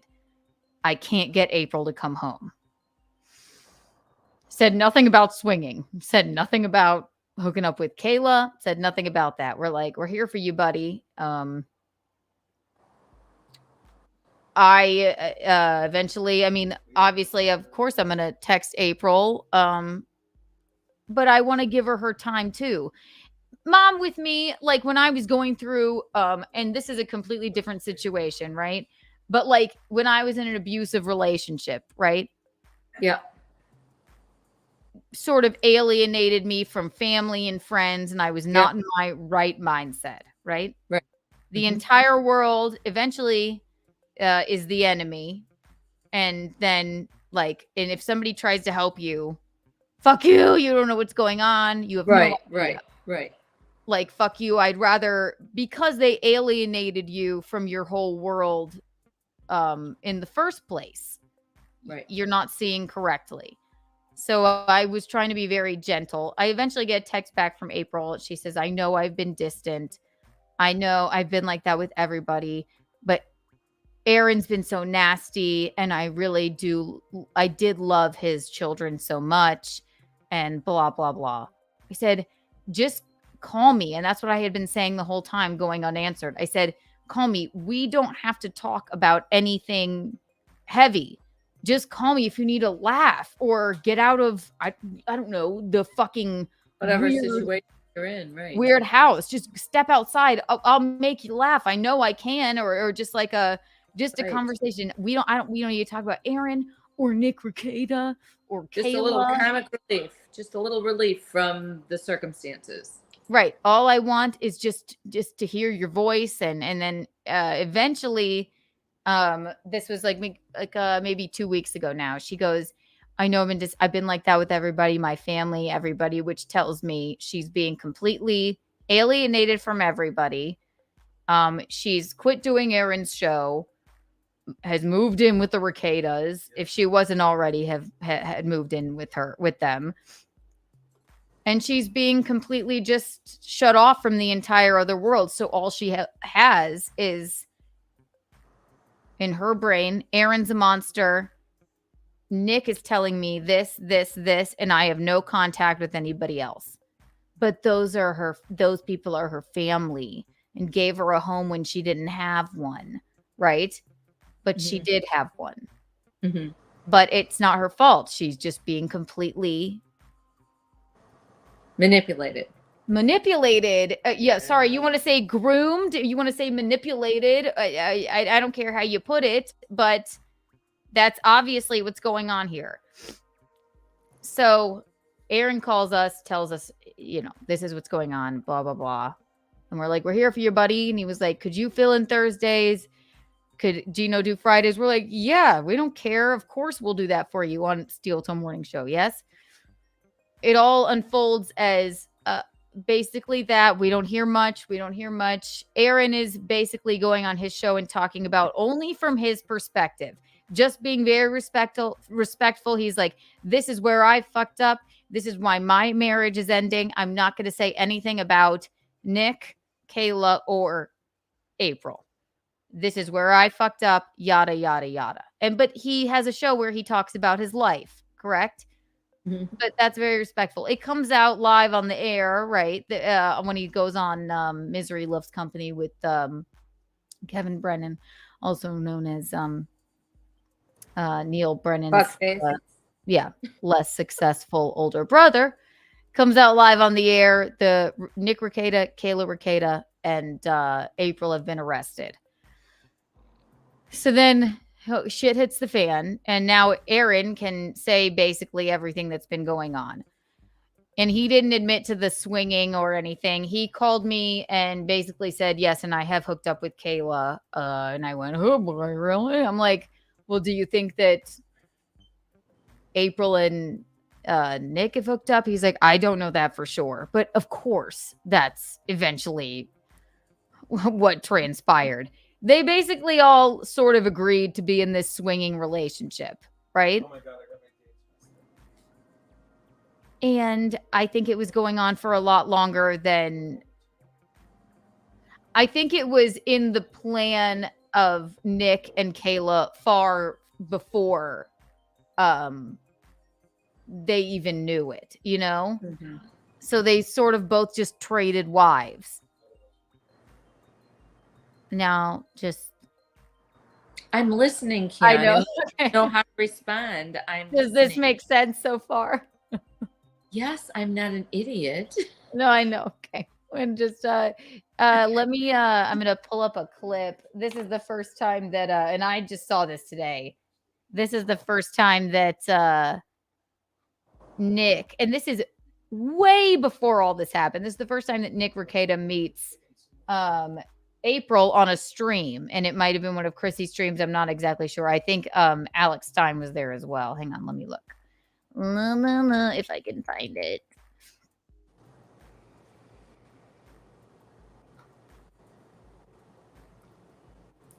Bing, bing, bing, bing, bing, bing, bing. You're still awake. There we go. There we are. 13:30. So, Alex.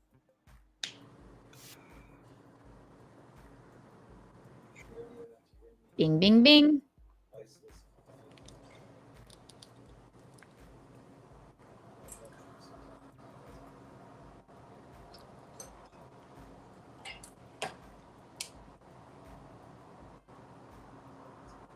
Give me 1 second. Bing, bing, bing, bing, bing.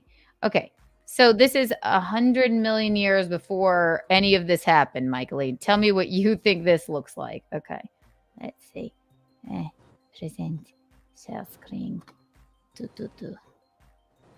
This is a new part of the story that I had not seen before.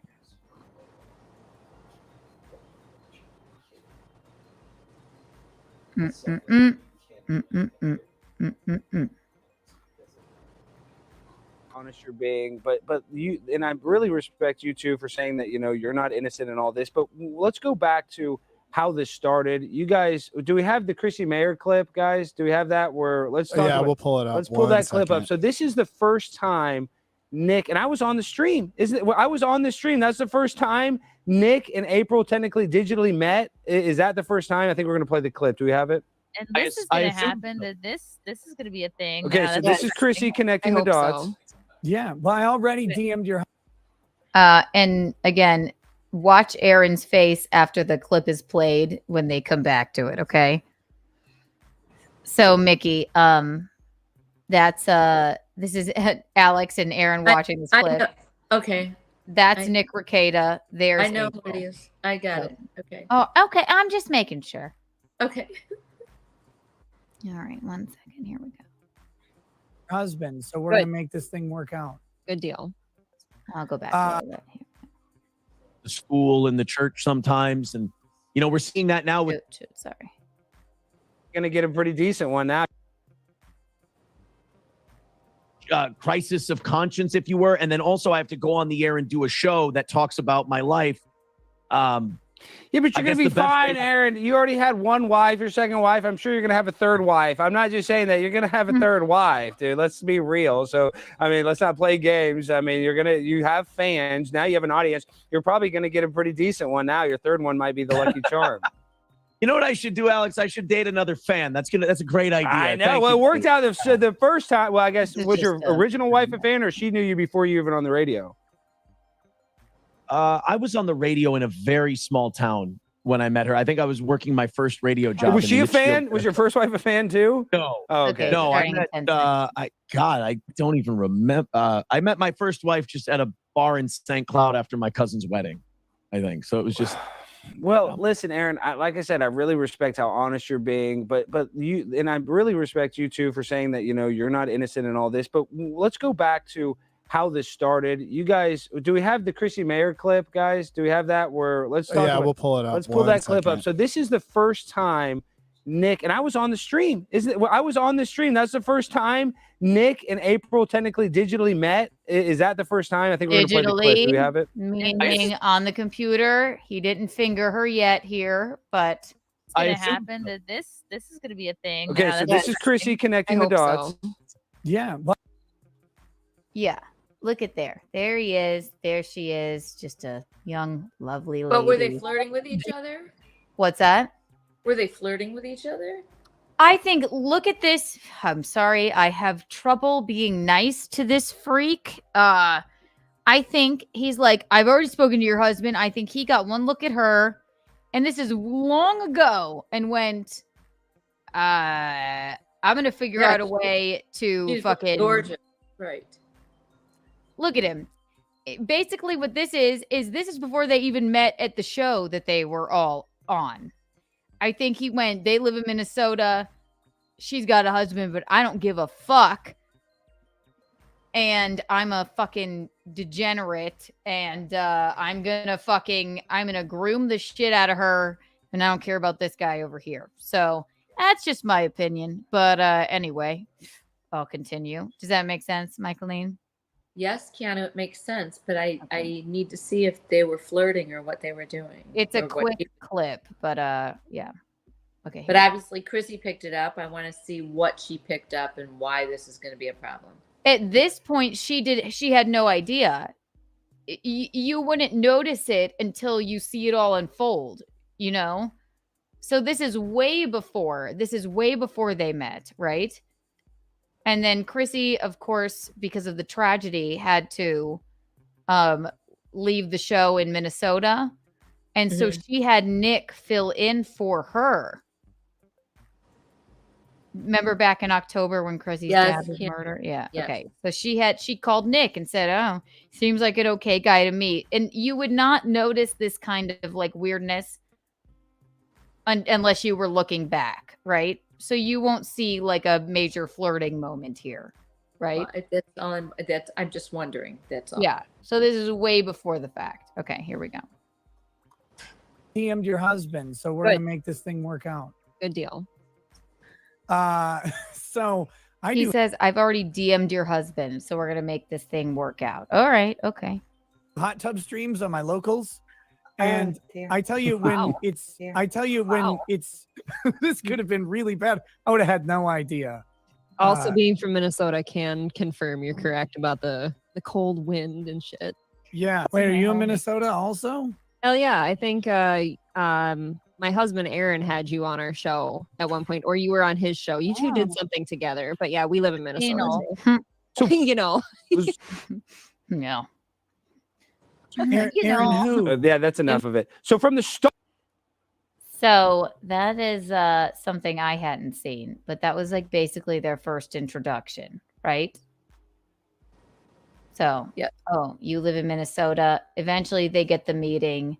Eventually it turns into, and everybody watching this already knows all of this, but eventually it turns into, okay, we're just hanging out. Okay. The Rekietas introduce drugs into the scene. April probably, I think maybe, I mean, I don't know she never told me she ever did any drugs before, but you know, she's 29 years old. She could have maybe like in her younger years, but she never told me that. Aaron was never privy to her ever doing blow or Molly or what have you.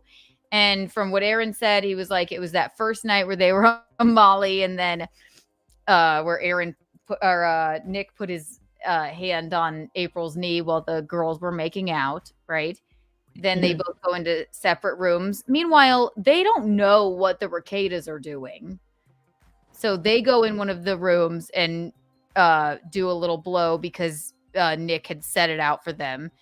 And then Aaron said, he's like, I did it just to appease them. I don't like it. He was like, I forgot I don't like this. April did it. And to his knowledge, she had never done it before. Then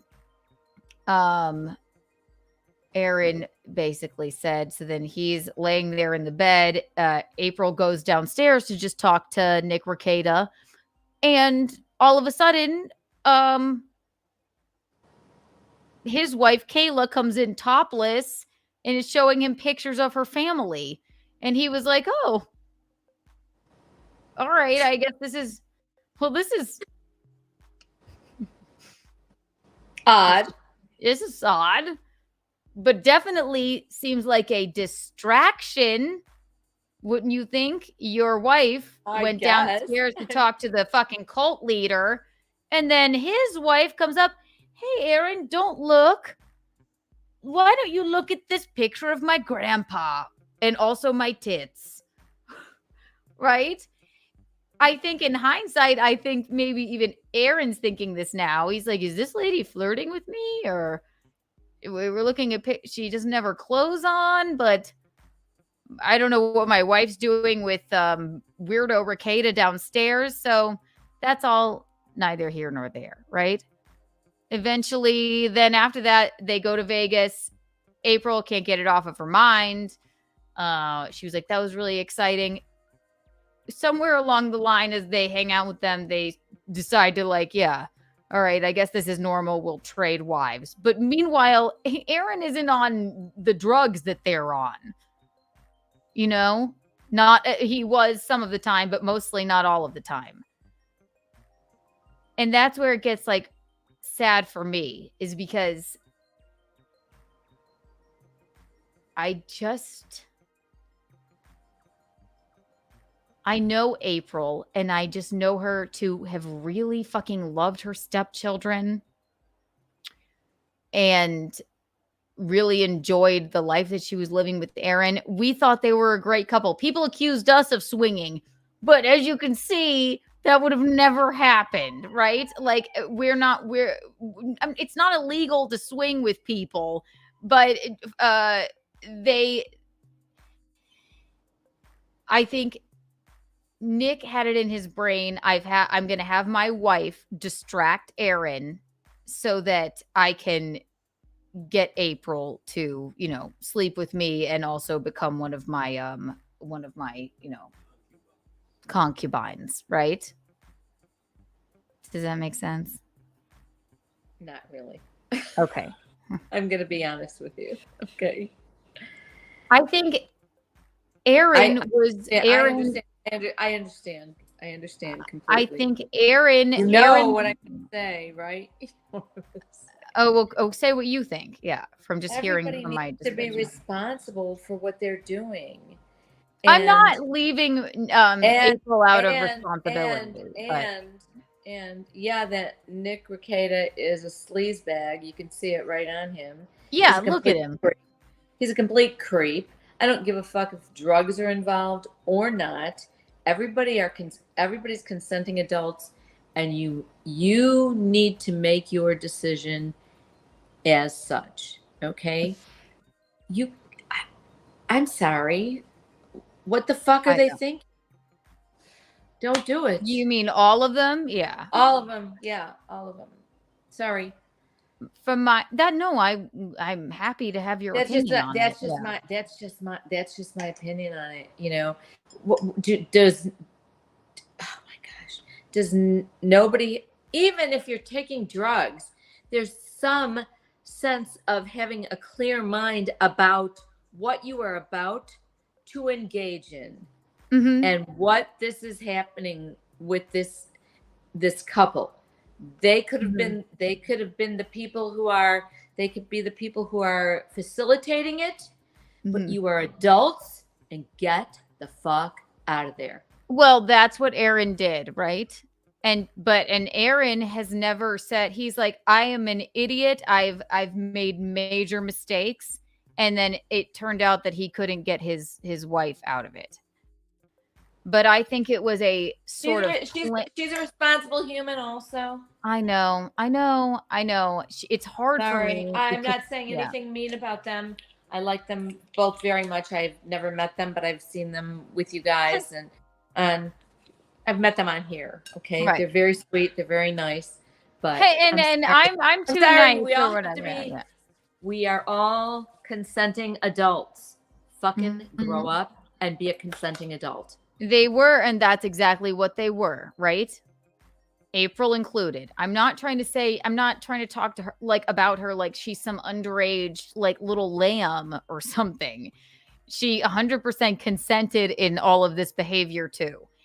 I'm not saying, you know what? I think drugs in moderation, I guess if you can handle it, fine. You have 5 children in the house. You act Those two assholes are none of your concern. Oh, they're not my concern. Fucking assholes, okay? They know exactly what they're doing. Oh, under the guise of we're religious people. Well, who cares? You can't fucking see through that. I can see through that. People can't see through that. Oh, me? If it were me? I mean, really? No, wait. Do you think Aaron and April are that fucking naive? No. I love Michaeline. Lila Hart says too. Lila was so funny on Simcast. She was like, "No, Aaron, you're a failure. You failed your marriage." What the fuck? Okay. Obviously, there must have been trouble in paradise to begin with for that to have happened. I know. Not a soft spot. Well, you can't have a soft spot for Aaron. Aaron admits his foibles. Right? Everybody's like, you're on Aaron's side, and why do you stick up for Aaron? I'm like, Aaron's being open and honest and saying, I'm a monster. I can't believe I failed my marriage like this. I can't believe I allowed this to happen. I can't believe I did this. But it's hard for me because I know April. I know April, and Aaron, just a little side note. Look at April, okay? And then look at that stupid bitch you slept with. I know that fucking. Give me a fucking witch. break. Ugh, that witch and that warlock under the guise of some fucking religion. Don't even. You know what? Don't even. They should never be hanging out with them. Oh, we right. Exactly. But again, they didn't know. They didn't know. Chrissy didn't know. No one knew because they come off like, well, yes, we're stand-up citizens. We have 5 children. We're religious. We're this, we're that. Never fucking get in a hot tub with those two. The fuck is the matter with them? I know. Well, people apply you with drugs. Gross. Oh, bullshit. Yeah. You're adults. Bullshit. I know. And it gets worse, Michaeline. No, it gets worse. Sorry. Aaron would agree with everything that you're saying. Aaron would agree with everything you're saying. Wow, she's the damn best. I know. But I'm glad you're here, Michaeline, because I know that they have autonomy over their lives, right? Aaron especially, okay? And if he was the least high one of all of them, he eventually did the right thing, but he had his fucking, he was fucking the wife, right?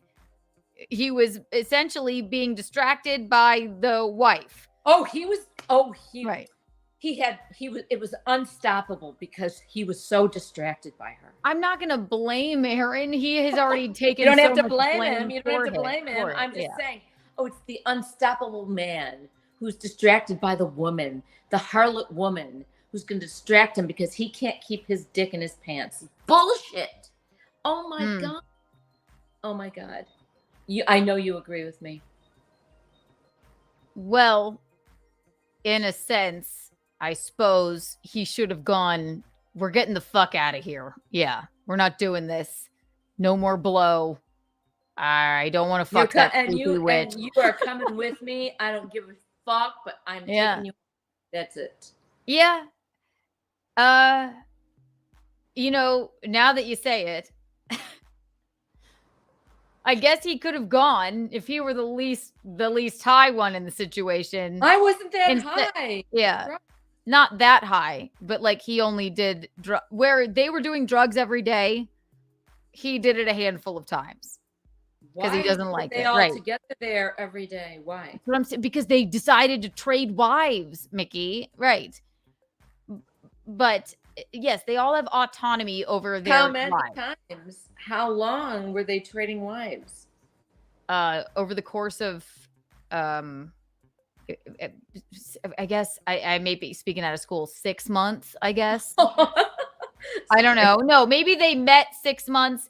At the peak of it, maybe just a few weeks that they were like, okay, maybe we could really do this like situation where we're like a quad of a family. There's nothing wrong with consenting adults do what they want to do. Everybody's on your side here, Mickey. Yeah, I know. I just from my perspective, I know. Not even a side. I don't even want a side, but thank you. I just think I just can't abide by this whole thing like that. I know. Well, you're gonna. And yes, and April's your friend, and I feel bad for her that she got caught up in this mess. But she's a consenting adult also. You're doing for me what Aaron should have done for April. This is bullshit, and we're leaving. Like, it's exactly right. I mean, but again, I think Aaron, in a sense, was not in his right mind either. And that's no one to blame but himself as the man of the house. And he admits 100%. He's a chicken shit monster in this situation. Aaron does. Plus, and these two people obviously are complete assholes. If this was their goal. Okay, but Mickey, this is their goal. Obviously, can't you see through people? Can't you see what's happening? Me, from the look of Rekieta, from the religious thing and the fucking like bullshit and the manipulative, like, well, hey, actually the drugs, they metabolize, do all this bullshit, like just from the mansplaining of it, from like what I've seen and what Aaron's told me. And again, I only have Aaron to go off of, okay? You don't But only from have Aaron that, to go- I would say, you don't only Mickey, have you Aaron know to me, go off Mickey, of. Mickey, You are a smart thinking girl. right? You don't only No, have I'm Aaron. agreeing with you. I'm agreeing with you. Pause. From the way you raised me, I see through everything. I see through every bit of bullshit. I'd be like, this man's trying to fucking groom me. We're getting the fuck out of here. Absolutely not. Okay. 100%, Mickey. If it were me in the situation, I would have popped off. I would have been like, no, this is bullshit. I'm not living here. I will not be your nanny. Why is this house such a mess? This is crazy. Get your fucking weird hand off my knee. No, 100%. I would have been like, this is gross. Honestly, I would have been like, we're out of here. Fuck no, you. I would have been like, why are we doing blow?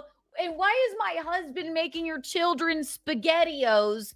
And they're knocking on the door going, Mom, Dad, can we have something to eat? I would have been like, this is fucked. We're done. I would have done that. 100% I would have. And I'm not saying like, oh God, yeah, I know everything. I would have not, because of the way you raised me, Michaeline, I would have never, I swear to God, Mickey, growing up, what'd you always say to me? Any man walked by me just like as a little kid. He touch you? Did he? Did he touch you? Did he touch you? What? No. Remember when I stayed with Elliot and his grandparents, and they had their friend Raj. Yes. Where was Raj, that? Tennessee? Was it Tennessee? Yeah. Raj touch you? Did he touch No. He didn't touch me. I would tell you. Raj didn't groom me. Oh so that's the way you raised me. I have, and Aaron would agree with you wholeheartedly. He would be like, I'm a failure. I failed. I could 100% failed. And he has been very forthright and very forthcoming with all of this. So I have to commend him for that. I'm not saying they're so innocent. Or I'm not saying April's innocent either. But I know her, and I feel bad. And I know, but Mom, why do people? Okay, and I'm going to bring up a heavy word here. Why do people become followers of cults? How does it happen? It just happens. It just happens to impressionable fucking people, Mm-hmm. and freaks like Nick who have a god complex. But and if will they explain can, away anything. And I'm sorry, but it happens. Like Charlie Manson. If he can grab you and take you in, why wouldn't he? Oh, and he obviously will, right. Obviously he's got a knack for it. Clearly. So some blame in my brain has to be placed. And I'm so glad you're so fired up about this, Mickey, because I needed somebody to bounce off of here. There's a reason. Slap you out of your stupor. Stupor. Are you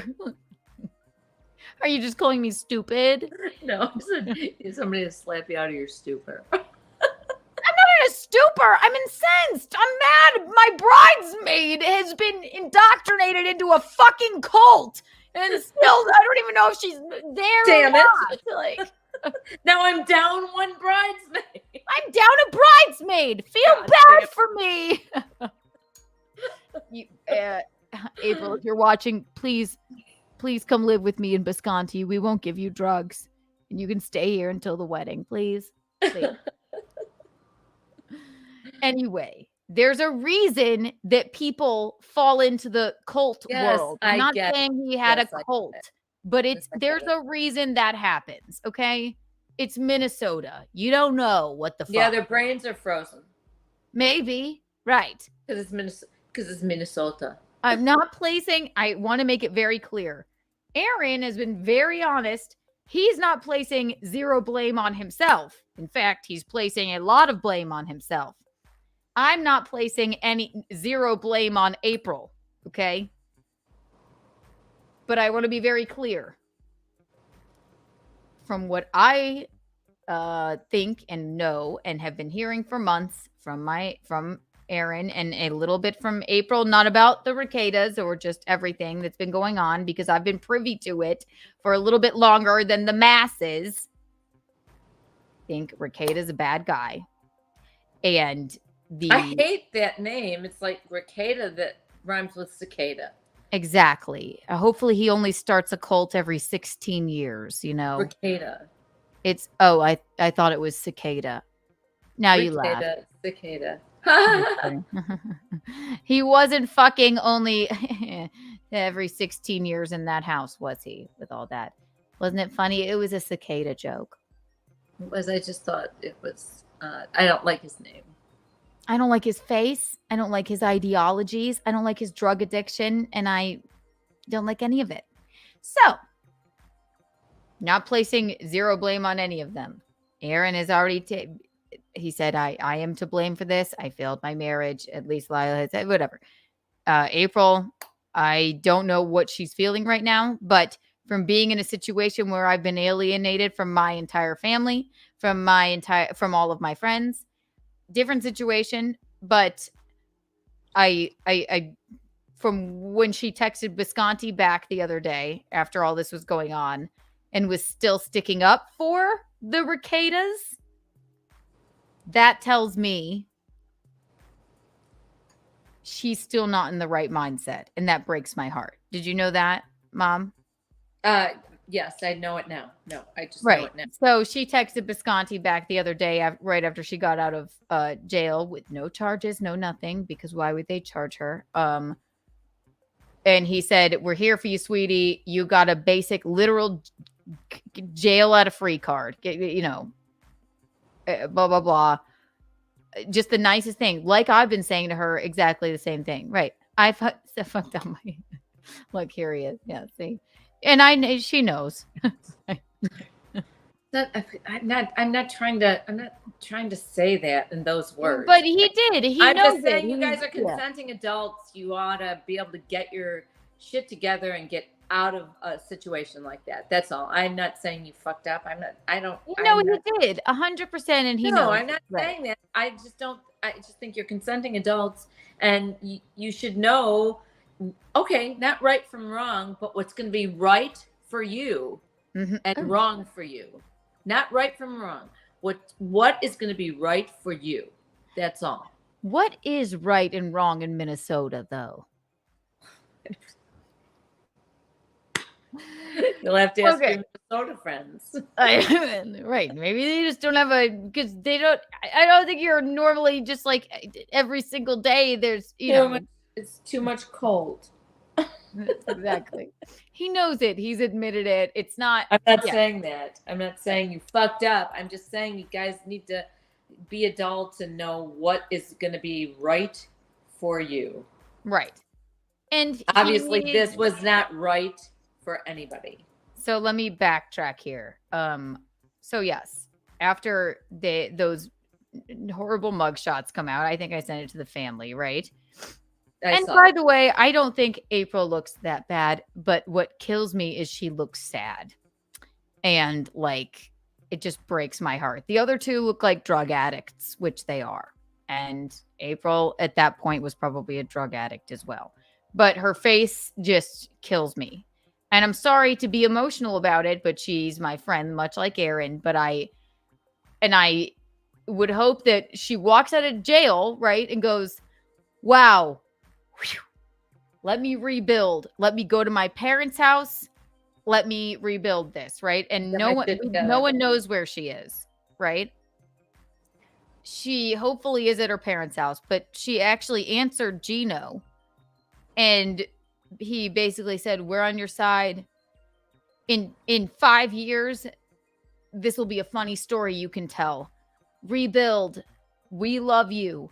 Yada, yada, yada. Less than 5 years. She'll be fine. Less than 5 years. She doesn't have one charge to her name. Nothing. Good. And never talk to those people again. Right. But that's what I'm afraid of. She basically texted him a diatribe of the Rekietas are good people. They gave me a home when I didn't have one. They fucking indoctrinated her. Those freaks indoctrinated her into their like filthy home, culty fucking freak thing. And I'm just speculating. We're all allowed to speculate. If she's still in that mindset, hopefully she comes out of it soon. Right? Yes. Yes.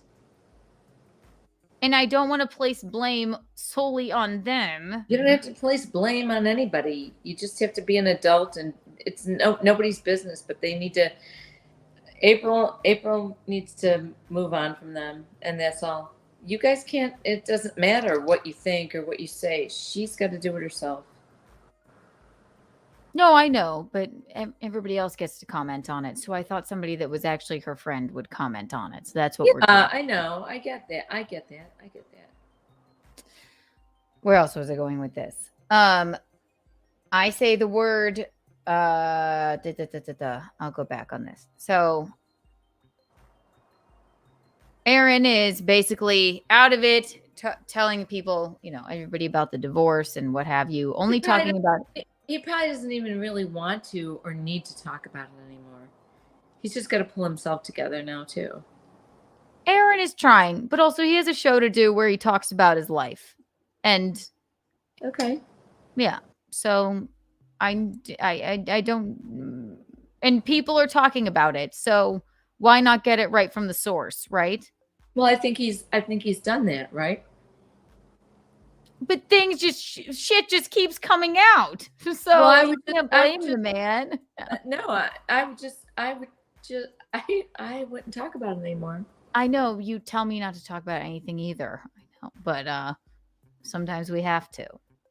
Then that's fine. That's fine. It's his decision, of course. But I think he's made his peace. He's talked about it enough, and I think people need to move on from the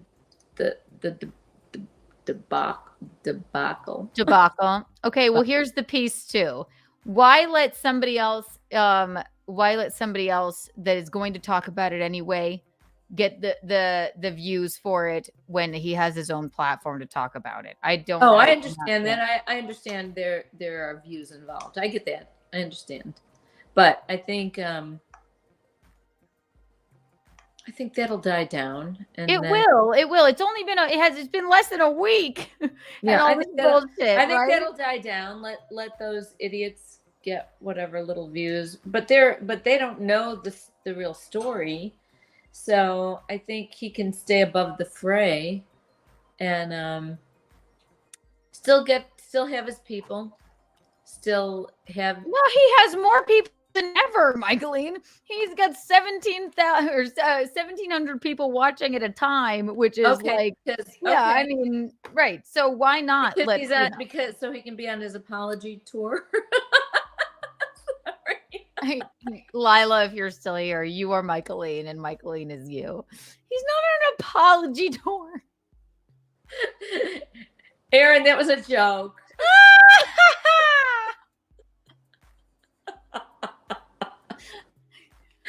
Aaron's apology tour 2024. Gather all the fans. Steel Toe Morning Show. Season Aaron's apology tour. Apology tour. 2024. No. Yes. Nickrekieta, once you get out of prison, you can have an apology tour as well. But no one will accept your apology because you're a freak. And your children will never love you again if they didn't already hate you. Thank you.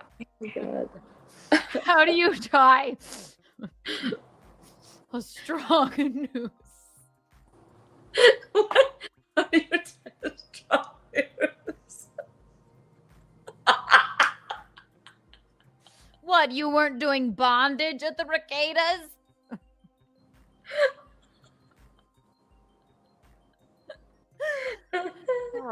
If you're gonna do that, you need to do that on the show also. Yes. Don't tie that noose.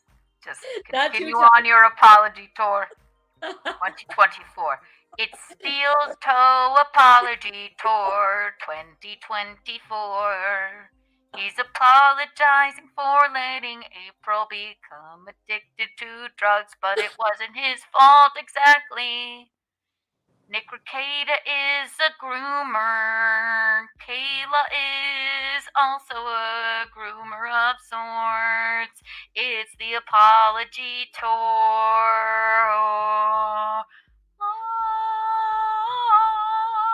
Apology tour. Listen to Steel Toe Morning Show. Apology tour. That was pretty good, wasn't it? Was really good. Thank you, everybody. Oh my god.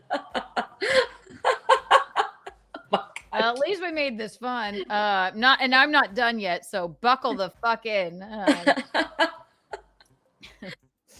Aaron was here. Aaron, stop it. Michaeline's just very, Aaron, don't. Oh god. Aaron, no, don't. We'll send you the link, we swear. I'm just kidding. He's sleeping. Aaron, stop it. I'm not blaming you. I've got your back. We have a show to do Thursday. Still tomorrow. I'm not saying anything mean about him. I'm just saying. I know they're all adults. They all have autonomy. Right. So all y'all quit feeling sorry for yourselves and just move the fuck on. And no one's feeling sorry for themselves. Aaron especially. He's definitely not feeling sorry for himself. And move the fuck on. Okay, yes. But then when we get to August, when fucking Rekieta's in his court case, then everybody will move back towards it. Right. Well, so what then? You just follow through when the time is when that happens. Damn oven is always right. These are great. Do you have a garage and a car? Stop it!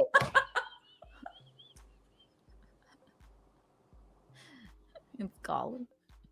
Now I have to do a wellness check. For Christ's sake. He brought that stuff up. I can say what I was. He's kidding.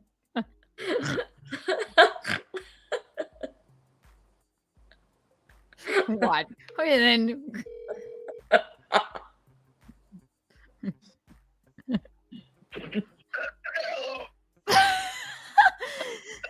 this is just a wellness check. You might want to make it quick. Oh my god! Aaron, no! No, okay. I'm just kidding. I'm filling up the bathtub. Oh, okay. What? Well, you gotta slit down, not across. Oh my god! Stop it! Don't cut yourself either way, and don't. I hope you don't have a toaster. No. I wasn't gonna cut my. Oh my god, you guys! No, don't be dark. I wasn't gonna cut myself. I was just gonna hold my head under the water until the bubbles stopped moving. I hear drowning's the easiest way to go. Listen, Aaron, I know you're a tough cookie. I'm just messing around. You know that, right? He knows. We're just messing around.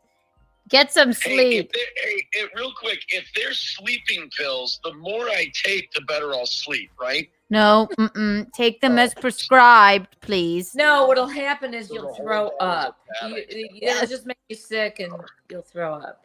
Listen, Aaron, you have to live on to tell this tale. You cannot. You're doing great. People are going to be hard on you. One thing I haven't done is tell this tale enough. No, I booked too many shows. I just started saying yes to everybody. You should, Aaron. No one blames you for that. I started going on too many shows, and just I probably talked about it way too much today. No, you're burned out now.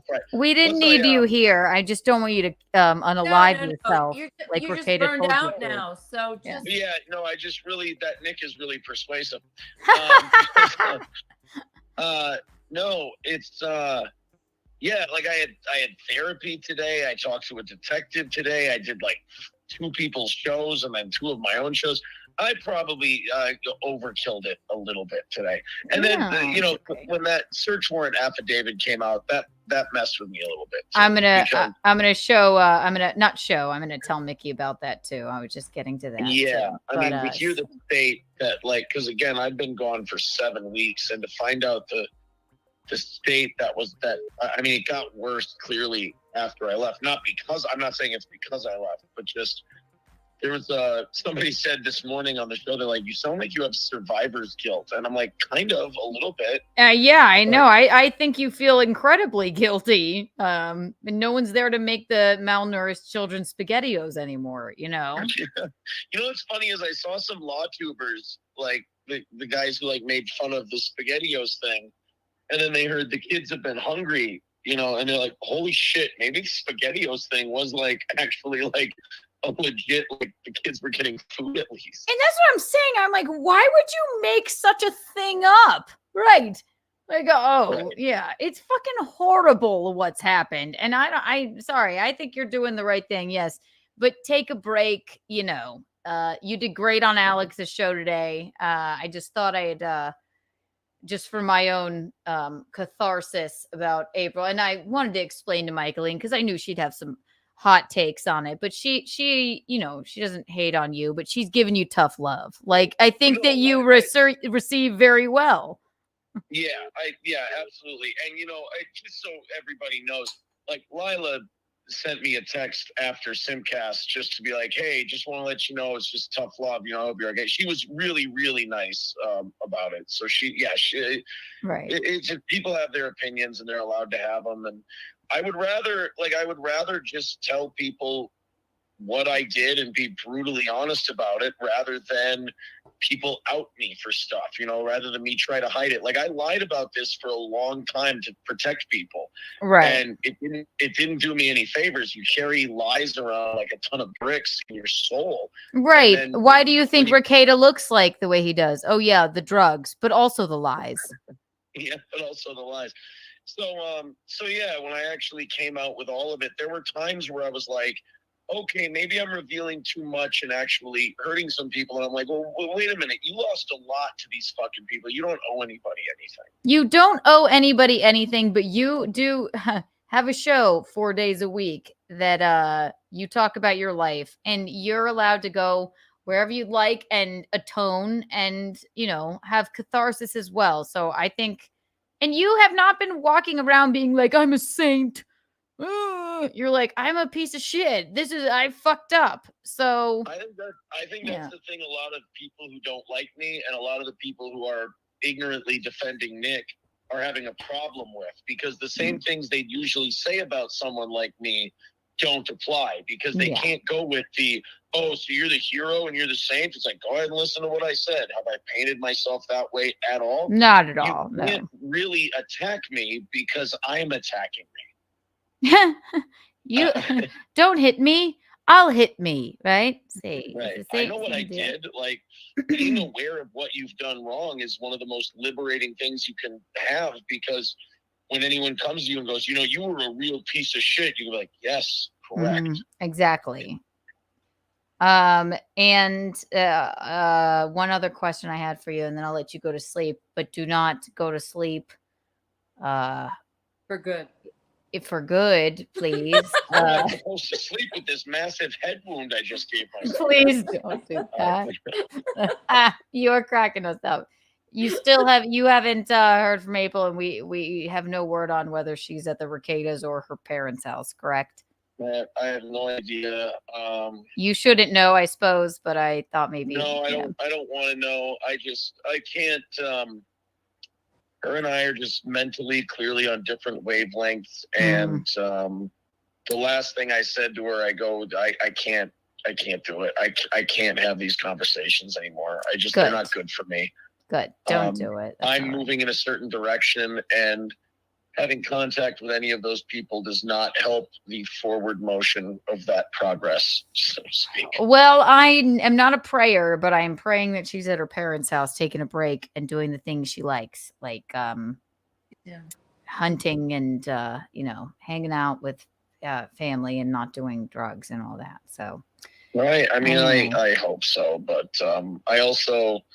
I've kind of gotten to that point now where I can't afford to think about it and wonder. Just gotta. You shouldn't. You know, just watch Mickey berate you for another hour and a half. I'm just berating him. I'm just saying. I'm just fall asleep, but I think instead I'll just watch Mickey hammer me into flattened shits. I think, you know what? It's good for the soul. It's really not what I'm Right. doing. I'm just You know, saying that's what I think. Sorry. I've just gotta. We like it. I've got to continue to be reminded, whether it's myself or Lila or Mickey, Right. that I've got work to do. Yes, exactly. As we all do, I suppose. Right. I'm too kind. So fuck you. Don't unalive yourself, but fuck you, Aaron, you piece of shit. Does that feel good? Oh, hi, Nick. All right, Aaron. Thank you for. I'm sorry I called you, but I just want to make sure you were with your. I thought I wouldn't make sure they were not actual threats of. No, I'm 100% kidding. It's been a long day, but I'm just fine. Get some rest, Aaron. We'll talk to you later. All right. Goodbye. Take care. Bye. Yeah. I forgot where I was, where all I was, but he knows you're kidding, Michael. Not kidding, but giving him some tough love, you know? Whatever. I mean, he knows. It's fine. He's not going to kill himself. I know. I'm just teasing. I thought that would be good And for this too shall pass. And that's how this I too feel shall about pass. that. And this too shall pass. Exactly. So, Maclean. right. Can you still hear me? Yes. All right. Sorry, we're not taking calls right now because we were on the call. All right. If you want to call back in, that's fine. Go ahead. I guess if you have the call-in number, also, I just fucked this up. Hang on. There we go. Oh God. Here's the other thing. All right. I don't know. What was the last thing you heard me say before we I don't know. I don't remember. I was thinking about tornadoes. I knew you would. Damn it. I knew it. Damn it. There's that tornado thing again. That's a tornado thing again. David Carpenter. Actually, let's read a couple of these while I get back on track here. David Carpenter, thank you for the $4.99. This situation reminds me of where my ex-wife and I were at a decade ago. We were friends with two couples. They started doing swinging and poly. One of two. Thank you, David. Okay, so that was the first part. They give the $4.99. Then thank you for the $9.99, David. David. Thank you, David Carpenter. One of them directly was trying for my then wife. All three sets of us ended up divorced eventually. Mm-hmm. Yeah, it's not my. I just tried. Once you go down that, I just think once you go down that rabbit hole, there's no place else to go. Yeah. There have to be because human beings are jealous, and there's no way around that. There's no way around it. Exactly. How many times have I said? How many stories? I'm like, I've been in many a threesome, never in a relationship. The only way to do even just a threesome is to be the guest star. Want to know why? Because someone always ends up crying, and it ain't me. It's the people in the couple. Right. And the thing is, if you're a couple, why get married if you just want to be with other people? It's stupid. Just be with other people. I'm open-minded. I suppose if you're not a groomer cult leader trying to manipulate everybody, I suppose that two couples that are a part of the swinging lifestyle and set clear-cut boundaries. Right. Two couples that have, the Rekietas and another couple that have the same mindset. Right. This is where I'm going to get to the word. And when I mean grooming, this is what I mean. Okay. Two on the same plane. Okay. I'm not talking about intelligence or just two like-minded, polyamorous or swinging couples that have lived that life and know the boundaries and whatever, that decide to enter that sort of relationship and have a clear-cut list of boundaries and rules. And it doesn't mean you just swap wives and call it a day. You check in with everyone. Yeah, right? you swap wives and nobody knows what's going on then. Right. We have a caller. Yeah, hang on. Call from. Oh. To accept, press 1. To send a Thank you for calling Untoward Tuesday. This is Keanu. How may I direct your call? You can direct me to your husband's golf buddies. I want to go hang out with them. My husband's golf buddies? Yeah. Who is this again? State your name, sir. This is Paul. Hi, Paul. How are you? Yeah, I was here like a month ago or something. Hi, Paul. If right now we're not taking any untoward stories because we're on a tangent. But if you have one, you're gonna have to call back unless you have a comment about swinging or the story at hand. Oh, he hung up. Is the story at hand the what is it? The Reiki guy or Yes, exactly. So let's like. I recognize your voice, and Paul, I know you are always extremely entertaining. So Google it, and if you have an untoward story, I invite you to call back as soon as we're done with this. But Paul, you're the best. A 1 million Kiki bucks for you, Paul. No, that's fine. Accept them. I was just trying to break the ice because a lot of people don't call in when you see the number going on. I know. I turned it off because we went on a tangent. But call back in a little bit, okay? I look forward to it. Bye, Paul. Bye-bye. I love Paul. He's We've talked to him before. I can't. He said some wild shit before, didn't he? Yeah. You had to tell him to leave a couple times because he was going on and on, right? Probably. Yeah.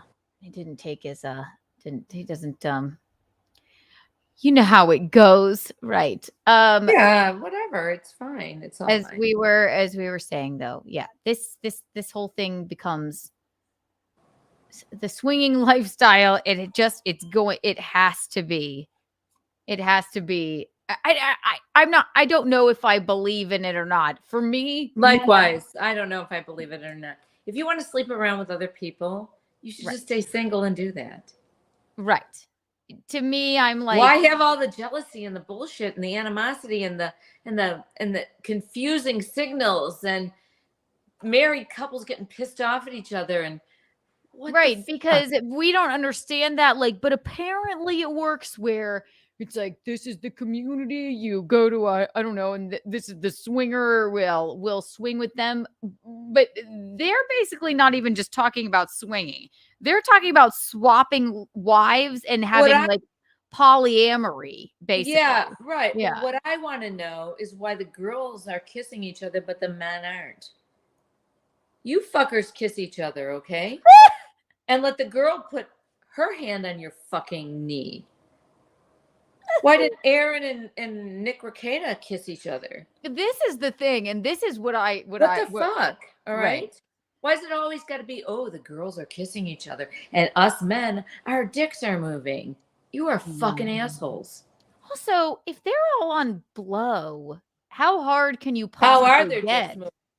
Exactly. Aaron was the only one that, for the most part, wasn't.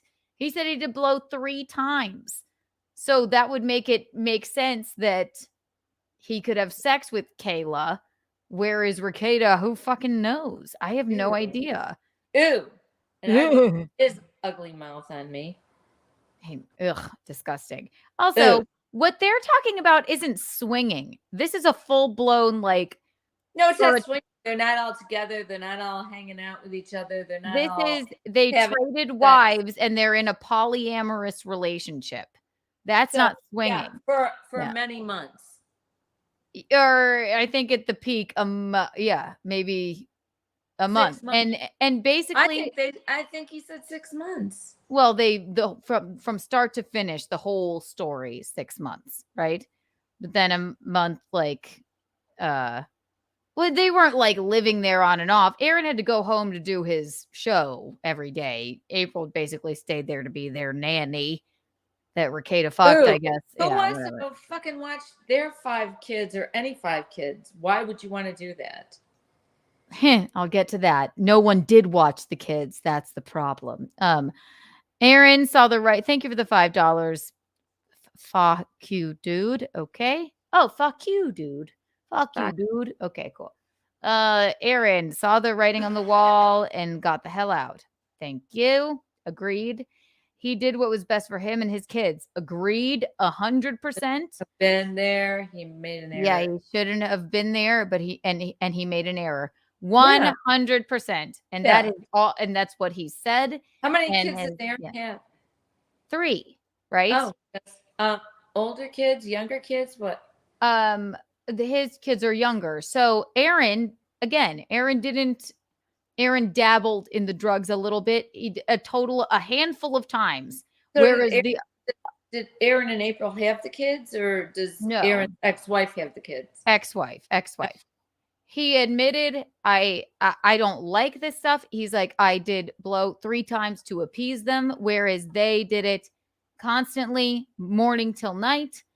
The few times that they had the Rekietas over to their house, there was one time that he had his kids there and he told them, do not bring drugs into my house. Do not. Yeah, right. Do not do it. He, his, 4-year-old daughter was playing by the couch and stupid Rekieta well, first of all, it started like this. He is such a fucking, I don't care about anybody else. I'm a narcissist. I'm just going to go ahead and do a line of blow on your kitchen counter. He said, I told you not to bring that shit here. Right? His kids were home. I told you not to bring it here. Right? So then he goes, oh God, I'm so sorry. I must have forgotten. Then his 4-year-old, right. You forgot. He forgot. Right. His 4-year-old's playing by the couch and he finds a little vial of blow on the couch because it slipped out of Nick's pocket. Oh, it just slipped out of it? Yeah, because he's that fucking fucked up, probably. And at that point, he went, okay, everybody get the fuck out. Get out. I told you not to bring that shit here. Don't do it. Right? That should have been the nail in the proverbial coffin. I think it almost was, right? But of course, it goes on and on. And again, Aaron not as high. It's even weirder. He's not as high as everybody else at all of these times, and he's going home to do his show. But April basically is moved in, won't come home. And I think they used Kayla in my Who's Kayla? Kayla is the wife of Rekieta, right? Okay. I think they used her as a distraction, sort of, and Aaron couldn't see that. So April every single evening would go downstairs where Rekieta's studio was and watch him do his show. Doesn't that sound culty to you? Sounds disgusting to me. Like she's just sitting there sounds weird to me. Meanwhile, it's almost like he's not a beetle. Okay, why are you watching him? Yeah, exactly. He covered the Johnny Depp trial. Move on. What? Unless you, get her drunk and have her do blow, and then she's just so enamored with this fucking eloquent man. And then meanwhile, Aaron would be upstairs hooking up with Kayla, right? And I think he actually had feelings for her, right? Oh my God. Which becomes like a whole nother fucking weird thing. It's like a weird fucking distraction. Here's my bottom line. When I say grooming, yes, they're adults. These two, and I mean the Rekietas, seemed, at least from my perspective, to have some sort of strange plan. Nick, you flirt with Aaron's wife a little, and this is things that other people have said as well. Flirt with Aaron, make him feel good, distract him. We'll eventually bring up the thing of being a polyamorous relationship or what have you. And it was all for Nick to get to April and distract Aaron. Aaron has said 100 times, I'm an idiot. But I had to get myself, for the health of my kids, my health, out of the situation. I made mistakes. But I still feel that April is very fully in that fucking bizarro culty mindset. 100%. Yeah. And it's terrible. He said something on Alex's show today that the wife, Kayla, wanted to sit and watch Rekieta's stream one night. And April was saying, that's my space. That's where I sit with him. Oh, she doesn't God. respect my space where I sit with Nick. Like he's fucking Charles Manson. That's like that he's Charles Manson. Right? What does that fucking sound like to you? Like, that's where I get to hang out with like, are they sister wives? Like, you normally Kayla's in the bedroom with Nick, but I'm the one that gets to watch him work. That's what it fucking sounds like to me. Sounds very fucking freaky to me to be so upset about that. And that's not April. Yeah, maybe she is. I don't know. Overtaken. I don't know. There's a reason people get into fucking cults and have, their sister wives, and, a lot of times there are drugs involved, and, they say drink the Kool-Aid for a reason, and that's the worst thing. But I think April drank the Kool-Aid in a sense, and Aaron was like, I'm not going to really drink much of this Kool-Aid, but I'll have a sip. I'll have a sip. And then I got out. And well,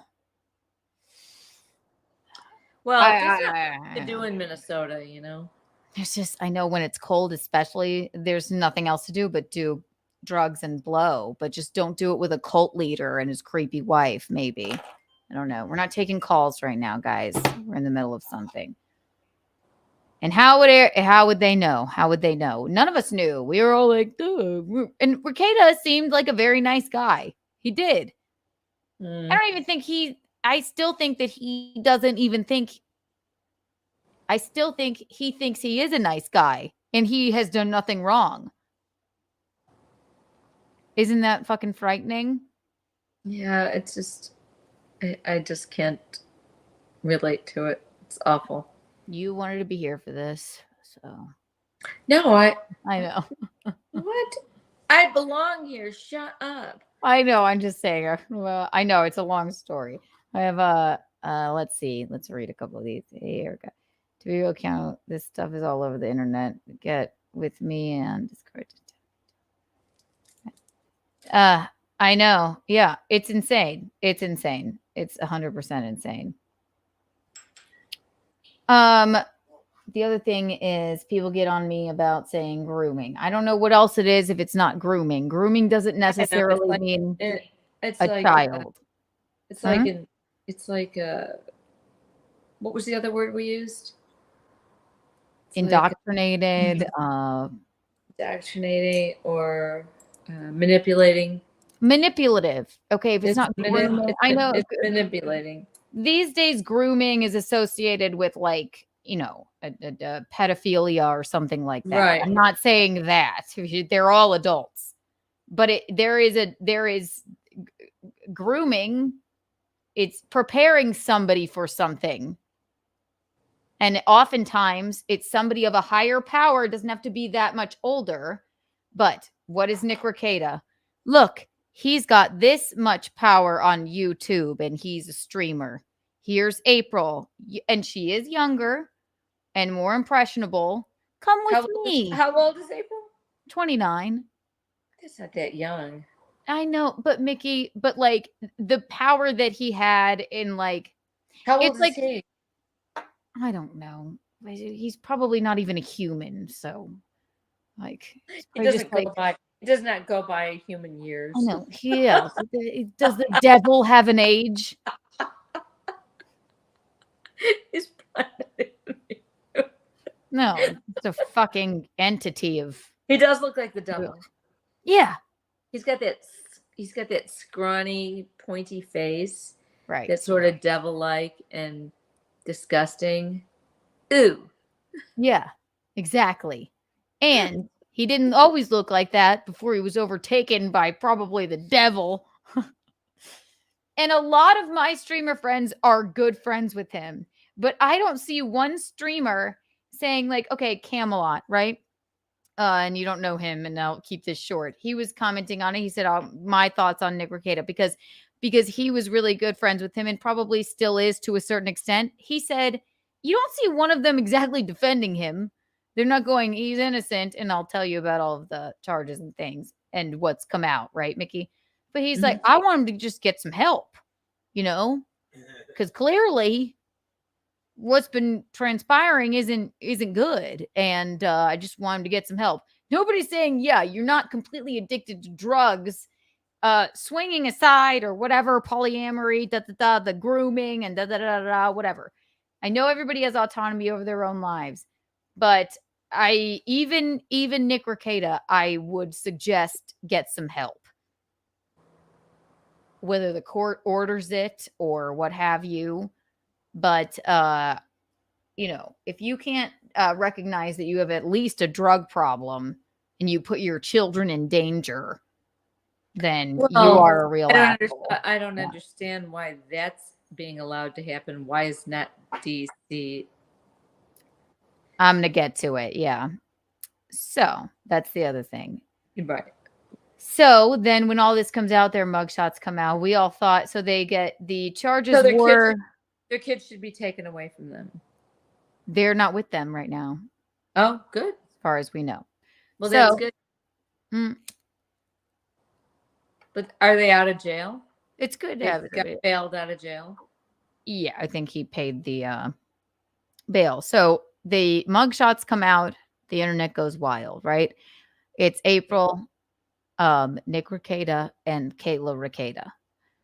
And the charges are, and again, they have 5 children that live in their house. 5, ranging from 6 to 16, I think.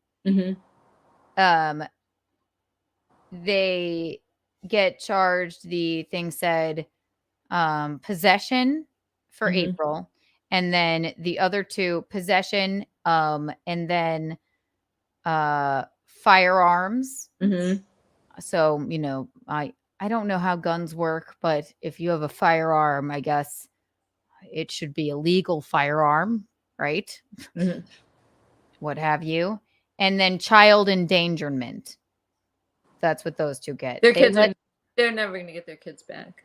Probably not. Gino said something funny to me. So they get out of jail, and then instead, Nickrekieta is sort of tweeting. No, he's on Locals. He's sort of on Instagram commenting. He was in a few of people's live streams. You know what I would think? What would you do, Mickey? You'd be like, I don't care. All right, I'm out of jail. What do I need to do to get my kids back? Right. I wouldn't get right on there and do live streaming would be the last thing on my fucking mind. Of course. Where are my kids? And I need to get them back. They're never going to get their kids back. So I don't think that they were. If they maybe, admit their wrongs a little bit. I don't know. So, drugs in the house with your kids and guns in the house with your kids. Not only that, Mickey. So and swinging in the house with your kids. Right. Mommy and daddy are sleeping in the bed with 2 other people, and they seem weird. So Aaron was long gone before all of this happened and was trying, reaching out. April, come home, do all of this, blah, blah, blah. So those were the charges. The police showed up, and everybody on the internet's going, Aaron did this or whatever. Aaron called me maybe 2 days before this, and he was like, should I contact somebody? Because I'm actually legitimately worried about their kids. should I? And I Did he? said, no. I said, you have to worry about yourself. You're being a good person, but your brain isn't working because you have to worry about your divorce, your children, your and life. if you call about his kids, you might be culpable in some of this shit that you were involved in. Well, and he wasn't right. He never bought a drug. I know, but he was there. He was part of it. Yeah. While the kids were there. Right. So, but and it wasn't his kids, So I but, know, right, I know, but no, yes, you're right. Who knows what right. the law is? Do not put yourself in that position. Exactly. I said absolutely not. And I said from the way that Nick has been acting on his streams, he was falling asleep and it looked like he was jerking off. And then people were saying April was there. It was insane. I said, you won't have to. With the way this is going, someone else will. So cut to, they get arrested. It's the guns. It's not April, but April had just the possession. But it was the guns, the drugs, and then the child endangerment. Okay. We found out, I guess, today, we knew when we looked at it, maybe that day, the pastor of their church went to the police. Oh. That was it. And it was because Nickrekieta was walking out of church over and over again. His children looked malnourished. I know it's exhausting. I'm sorry. No, it's a long story. Yeah. No. Malnourished children. I know. But his children looked malnourished. He had there were like 3 people or something that from the church that reported them. His children looked malnourished. He had track marks on his arms, and he kept exiting church to probably go do blow. Yeah. What a good, upstanding gentleman. Am I right? And he's such a fine Christian. What a man of the Lord. His children looked unkempt and malnourished. So much that your goddamn pastor. How old is this guy? Rekieta? Mm-hmm. I don't know. Again, does the devil have an age? Oh, but right, exactly. I don't know. He's probably 40 or something, 40 something, right? But so then they bust in. Rekieta is actually outside when the police arrived. They got a search warrant. They were probably watching what he was doing on his streams. They're like, this guy probably is really on drugs, and his children probably need help. Rekieta, the cops are there. He refuses to give the police the door code. April and Kayla are inside because she's their live-in nanny, right? Mm-hmm. So a little kid answers the door and says, "We're not allowed to let strangers in." So they went in with a battering ram, Mom. Oh my God. A battering ram. Oh my God. Because Rekieta, the motherfucker that he is, he said, "Let me see that search warrant." He just happened to be coming home and they followed him. And then he looked at it and threw it on the ground. Wouldn't let them in. Little kid answers the door. She shuts the door. So instead of being like, all right, I'll give you the door code, he lets his children be traumatized by the police coming in with a battering ram. He's never going to get his kids back. Sounds like a man of God, doesn't it? Yeah, right. He sounds like an asshole. The police report basically said everything Aaron's been saying. Filthy house, dishes everywhere. The clothes on the dining room table had mold on them. Mm-hmm, mm-hmm. They find Kayla and April up there. They find an inordinate amount of drugs. That's the least of it. They're like, okay. And then you know what else they find, Mickey? Not only ketamine and blow and a brown substance in a bag, which they haven't identified yet or what have you, and a scale. The amount of drugs that that maybe a dealer would have, right? Mm-hmm. Mm-hmm. They find a loaded, what is AR stands for automatic rifle? AR-15 or something like that. Loaded just under the bed. Mm-hmm. And spent shells. Does that sound like something you should have in your bedroom with a 6-year-old running around? No. Yeah, they're in trouble. So April walked from that, and which she should have, because but those two, if they don't take any accountability, then I'm just like, fuck you. Like, they're in trouble. They're done. They're done. I think. No, they're out, and he's just like, no, I will be on my locals later. I won't tell you guys. You guys will never know what happened. You may never get the full story. But like, seems pretty I mean, short of, I don't Black know. and white, cut and dried, definitely. Right. So a little bit of accountability is all I ask for. I don't know. Am I wrong there? No. Not wrong at all. I'm not putting any accountability on April. But what I have to say about her is, this was not her before she met them. Right? And yeah, she seemed very nice. Not just seemed, it was like just a fucking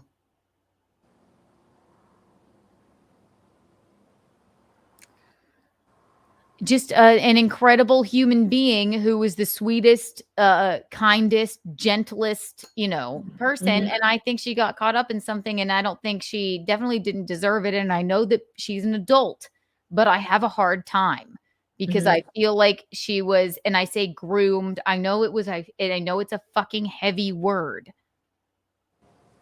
but it seemed like they were a step ahead of her. And then she got caught up in something that she couldn't get out of. And that's why I have no, I have sympathy for her, and I have sympathy for Aaron. And I think Aaron, you can say whatever. Yes, he's an adult too and did the right thing, but he lost his wife during this bullshit. And those two, I don't know, unless they get off of drugs. And if they got involved in that, they were lost already. Already? You mean like in their marriage? Yes. Possibly. But they could have, just cheated on each other the old-fashioned way. They could have. Yeah. I place more. Yeah. You're right. You're right. Just my opinion. I know. And that's true. I just think this is bigger than that. Yeah. 5 malnourished kids and fucking. That's something different than. I don't know. I place. That's something different. That's a completely different subject.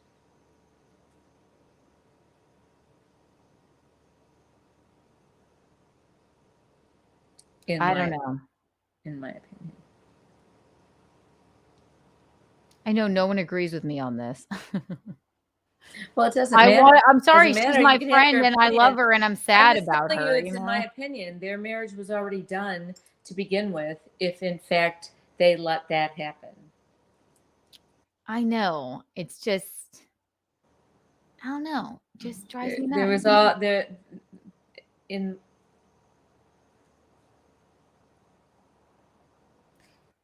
I know. Well, then if that were the case, I guess. I don't know, Mom. I mean, were they, to me and Gino? Yeah, they seemed like a very happy couple, affectionate and lovely, and like people accused us for fucking swinging, right? Oh, there she is. They accused us for fucking swinging, right? Oh, the cat in the cradle just did that. Silver spoon, right? Damn it! No. I just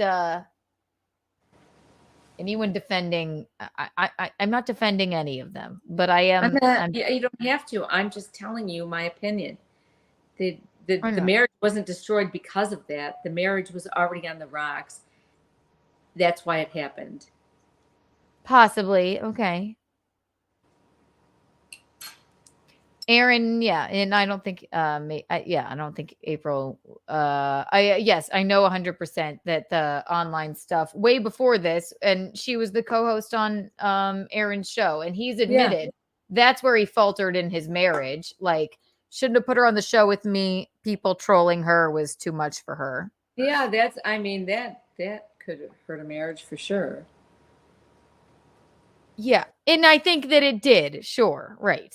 It's just, well, God, I wish that something else had happened other than this to put the nail in the coffin, because I don't know if I don't know. I don't like it. And I just, No, of course. They're your friends. Of course you don't like it. Like, obviously, Aaron's more like in his right mind right now. I look at April and I'm just like, every time I talk about this, it makes me want to cry. Sorry. I'm sorry. It just makes me,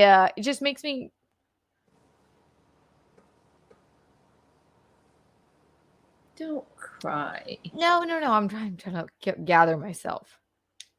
Or really I'm cry. not pissed off about their marriage ending. I understand that, like, fucking marriages end. I just have a hard time.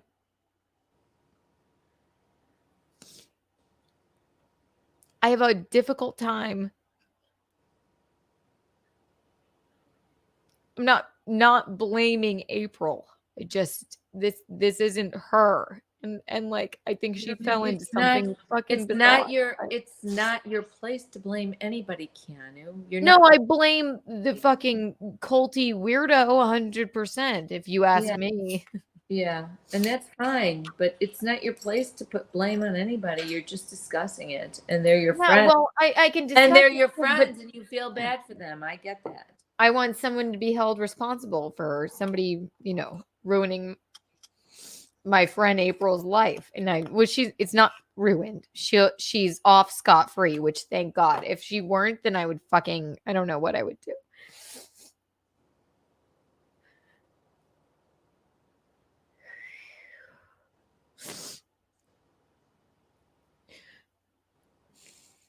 Nobody's ever held responsible for anything, so I hope don't even think that's going to happen.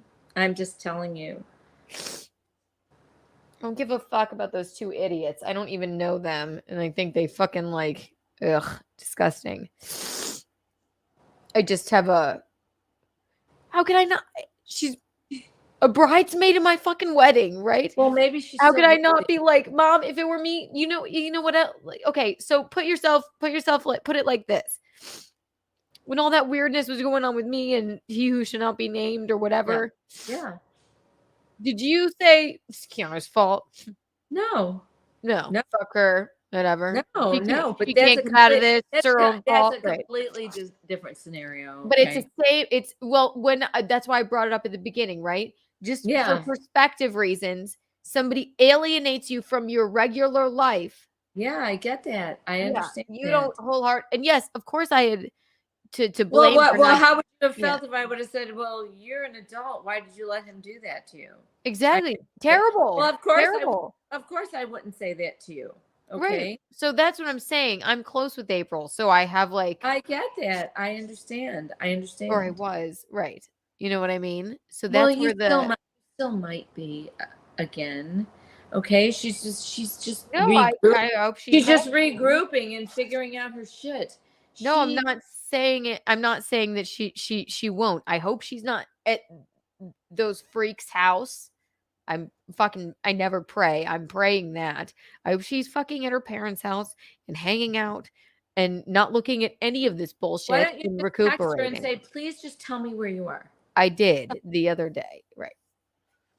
And I don't, I know, I said I love you. Yeah. I'm worried. Just please tell me that you're safe. That's all. I think I said I'm gonna look. I just said I know I'm the last thing you're probably fucking thinking about or whatever. Just if you just again, I always say if you just need a laugh, just want to make sure you're cool. Just say text me that you're safe. That's all. I know she's got to be safe. I don't think she's well, you know what? If she's at the fucking Rekieta's house, she's not safe because they're clearly not in the mindset of well, then you just atoning have to say, please tell me you're not there and that you are somewhere else.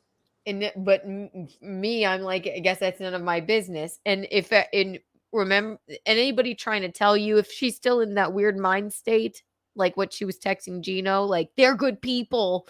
They offered me a home. Like if she's in that mind state, then I better not bother her. But I have bothered her and I haven't gotten a response. It's not going to change anything. If you want to bother her, just bother her and do it. Yeah. If you want to know, I would just keep at her and say, just let me know that you are not with them and safe somewhere. Yeah, I know. Every time I bring it, it makes me cry. I just feel like, well, it's late and you're probably tired and you probably it's not that. No, I'm 100% okay. It's not that. How would you? Okay, thanks. Thank you for the $5. How would you describe April before and after this? Did you notice a difference over months? Well, that's what I'm saying. Those streams where she's, kind of twitchy and whatever. I don't recognize that. Don't recognize her at all. But again, it's not like we sat there and talked on the phone every single day. But no, I mean, it's completely different. It's just the weirdest thing. Sad. So hopefully. I think she's going to come and stand up for your wedding. I do. I hope she does. I think she will. I think she's a nice person. She always seemed very, very nice to me. Very lovely. I think this happened, but I think she's gonna get her shit together and she's gonna come and stand up for your wedding. Right. I'm glad that nothing she didn't get charged with anything. And I just hope she has the right mindset right now. But I don't blame her, I guess, if she doesn't, because I'm sorry, but it's not any reflection on you. I mean, she just isn't in a mess. That's all. I just can't help but fucking hate those people. I hate them. Well, you should hate them. They're idiots. And to just take no accountability at all. Nothing. And April has to have some too. Right. But people like that will never take accountability, Keanu. You realize that, right? Did the person that will not be named take accountability? No fucking way. Other than having a felony or whatever, yeah. You just have to fucking put that away and never think about him again. Same with these people. They're low life people. They are people who have no regard for anything. So if you're expecting them to take accountability, or if you're expecting he who shall not be named to take accountability, it's the same fucking thing. He had to plead guilty to yeah, he really took accountability. Yeah. I know that's a completely different situation, but I just it's the same kind of thing with a horrible person. They will never take accountability for their actions. It's just a futile thing to even think that they would, and you will be vindicated. And I'm not saying April doesn't. I'm sure she is. She's an adult. She holds it. She has autonomy over her life. It's just when I say grooming, I mean it's that he's here at this higher power of career. She's here. I just There's don't drugs. Understand. I just don't understand having any kind of to revere anybody who thinks they're at a higher power of their career. I know, but they maybe don't make you think hello, hi, my name is Nickrekieta and I am at a higher power in my career right now. Well, for whatever reason, and she liked that. It's the same goddamn thing that you liked that with that idiot. Right. Well, why? There's no rhyme or reason for it. Right. There's no rhyme or reason for it. All you can do is with April and with you just have to fucking get out of it and move the fuck on. They don't think they did anything wrong. Right. those two situations are completely different. And All they're I'm not talking- really completely different. Well, the alienation is, and even Aaron said it, when you're in this fucking weird thing, the outside world is sort of shut off, right? But then Aaron chose to get out and they kept April, like, and not only that, they're feeding her drugs. Like, and I'm not can saying say feeding, no. I know, Fuck but that. But addiction is a bitch. Oh, they're just feeding them to her. No, Come okay, they're on, not feeding her. I know, Mom. I know, They're not feeding her feeding, drugs. but she became addicted to drugs too, right? I know. I'm just saying. I it guess. just- I guess. I mean, it's not like, right. You and I, we don't have addictive personalities like that, Are right? you kidding me? You and I don't have addictive personalities. To We what? totally do. Have To you ever been everything. addicted to drugs? No. Me neither. Have we done them in our lives? Yes, sure. Yes, but Addicted to cigarettes? we Yes. have addictive personalities, though. That we get caught up in things, but okay, Like maybe what? Okay, maybe so I just what- don't understand it. Maybe I just don't understand it. I know. It just drives me nuts. That's all.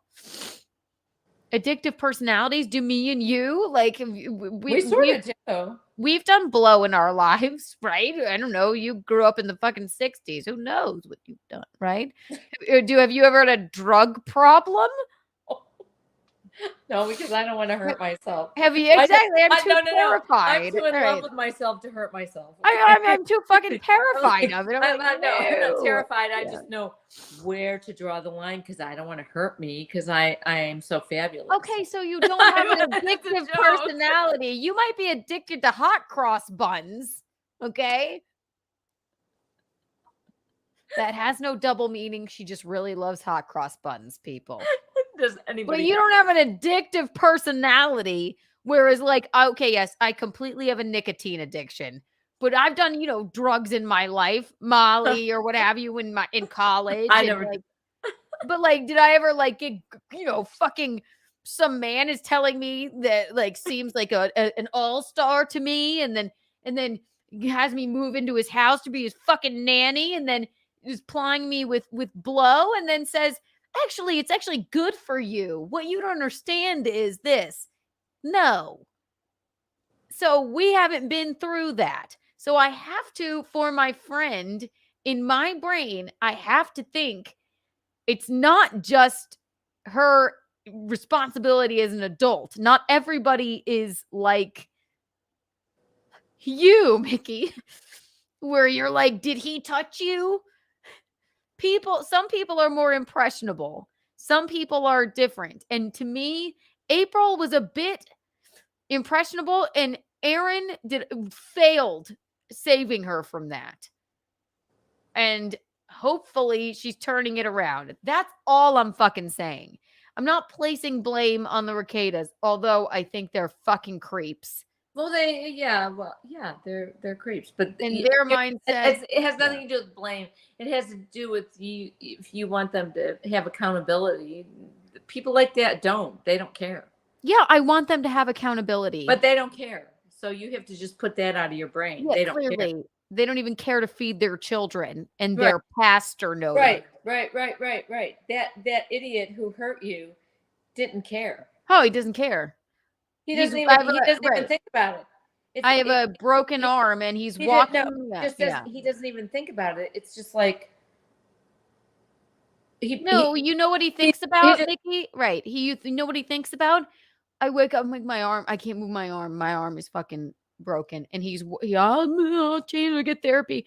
Walks me to urgent care, and he goes, so what are you going to tell the doctors?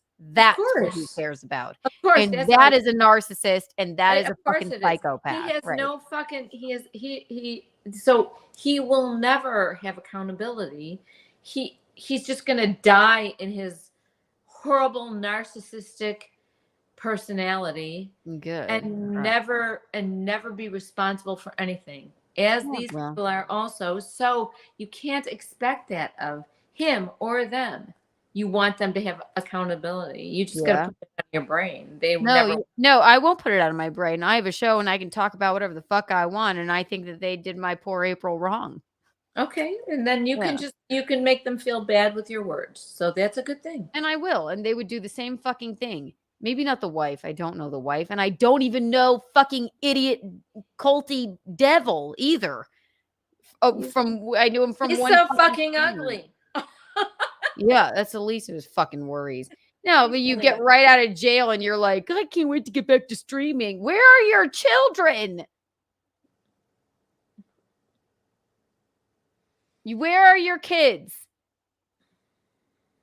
That would be the last thing on my mind would be to be social media, which tells me April, obviously, that's good. She's not on, going on social media. She did. She said, I'm not an addict. This is not my fault. Someone did this to me. And I believe she still thinks Aaron did something, but which makes no sense. He did all he could to get her out of it, but it still makes me feel like that's the fucking problem. So I'm angry about it. I'm sorry. I am a little bit angry about it. It's not just like somebody I'm just commenting on in the news. It's just something that I'm like, fuck this. It's okay. Fuck that guy. I'm allowed to be a little bit perturbed about it. Of Gino course. goes like, well, I mean, yeah, it's just fucking with all of us a little bit. I'm right. It's not just some fucking human. She's a fucking bridesmaid in my wedding. Still invited to be my fucking bridesmaid. Just, I guess we'll have to cancel the cocaine bar, right? She said at one point to Aaron, she said, we have to figure out a way to get the Rekietas invited to Will and Keanu's wedding. He was like, no. Ew. We don't invite a fucking culty loser to our wedding and his freaky I've wife. got the invitations. They will never be invited. No, they won't be. No, they'll be in fucking whatever. Anyway, did I lay that out as normally as I could? I'm sorry if I got emotional. Everything. Are you apologizing to me? No. Are you apologizing to your fans? The biggest, I'm just sorry, I was looking at the chat. The biggest tragedy of all this is that it's messing up the wedding. It's not messing it up. It's just, I just love the gal. I want her to come and have fun. I know they're getting a divorce. He'd be fine, whatever. There's going to be plenty of divorced people there who are going to be there and they know each other and can act sane. My parents are divorced. Point being. I'll force you to dance with point being.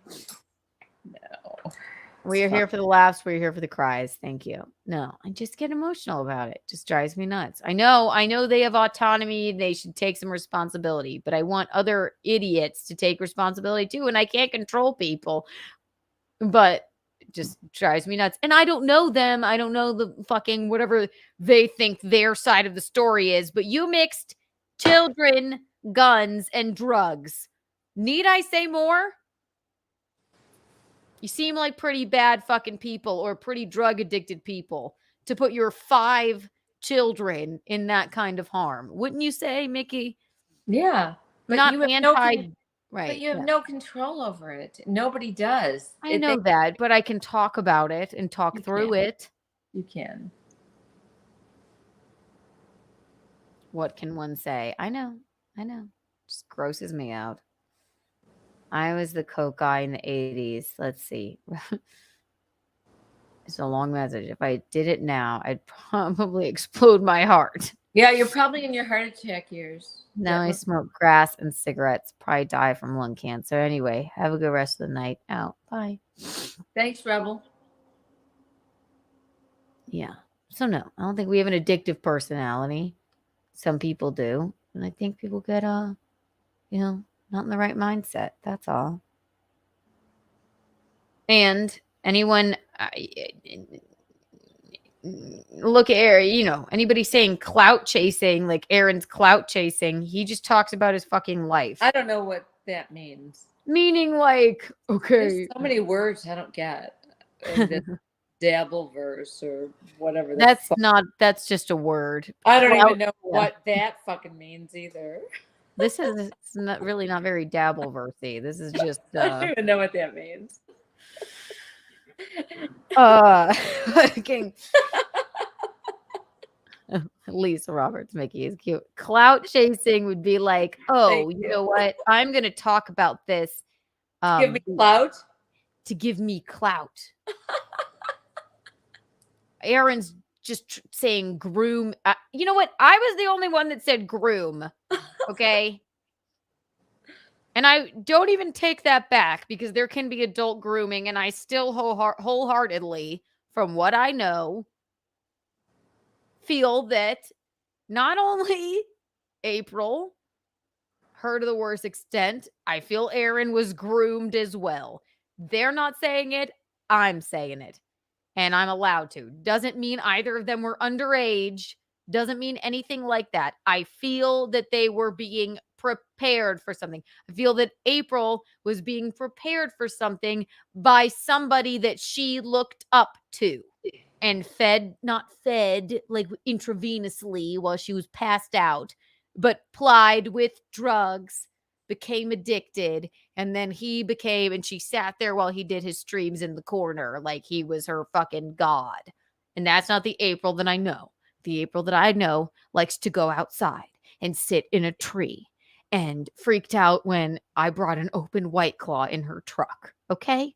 Mm-hmm. So that's why I feel that she has been groomed in a way by a freaky, religious drug addict with 5 malnourished kids. And I'm just going to say it. So that's all. Right? Yeah.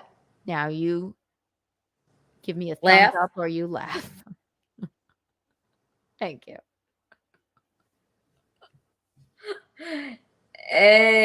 Okay. April. What's A? What's A? A is A. Okay. Okay. A okay. A okay. Oh, so you can do it all very much faster than you. Me. April,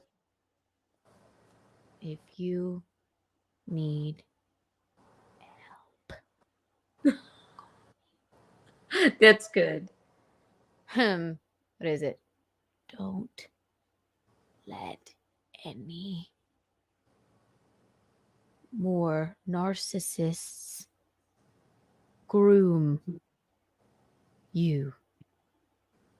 I hope she sees that. Please. Just teasing. Oh, God. Well, yeah, this has been, I know it got heavy there. I'm sorry. It's been, you know what? I know we didn't take many calls tonight, but tomorrow, listen, we have Keanu Cast Wednesday. We have Carl Day jokes coming on. Untoward. I'm not even going to, not even the calls. This has already been 3 hours and 53 minutes. I'm exhausted. I just had to give my take on this. Of course. And tomorrow will be an extension of tonight's show, and we'll do other things. And Untoward board, and it's already the winner. Creepy lawyers that groom my friends. Mercifully. Yes. I like that word. That is the winner of the Untoward award this week. Nickrekieta, you are the one. You are the one. Unless you can prove me otherwise. That's the winner. Would you agree, Michaeline? Yes, and I can't even imagine that he's good in bed at all. He's probably disgusting. Ugh. It's disgusting. He had Mhm. something that made his, oh, you're going to get a kick out of this. There's something, I don't even know what it's called, that they kept talking about, called it makes your balls hard so that you can stick them into the vagine and rub your weird dick on the clit. Does that sound appealing to you? No. No. There's We should something have wrong asked Dante with about this. He would be like, that sounds fucked up. People they are fucked up, okay? Fucked Just up. be loving and good in bed and shut the fuck up about every other kind of crazy bullshit. No problem with It makes your balls hard. Great. Maybe you need to get your balls hard because you're doing so much cocaine, your dick can't get hard.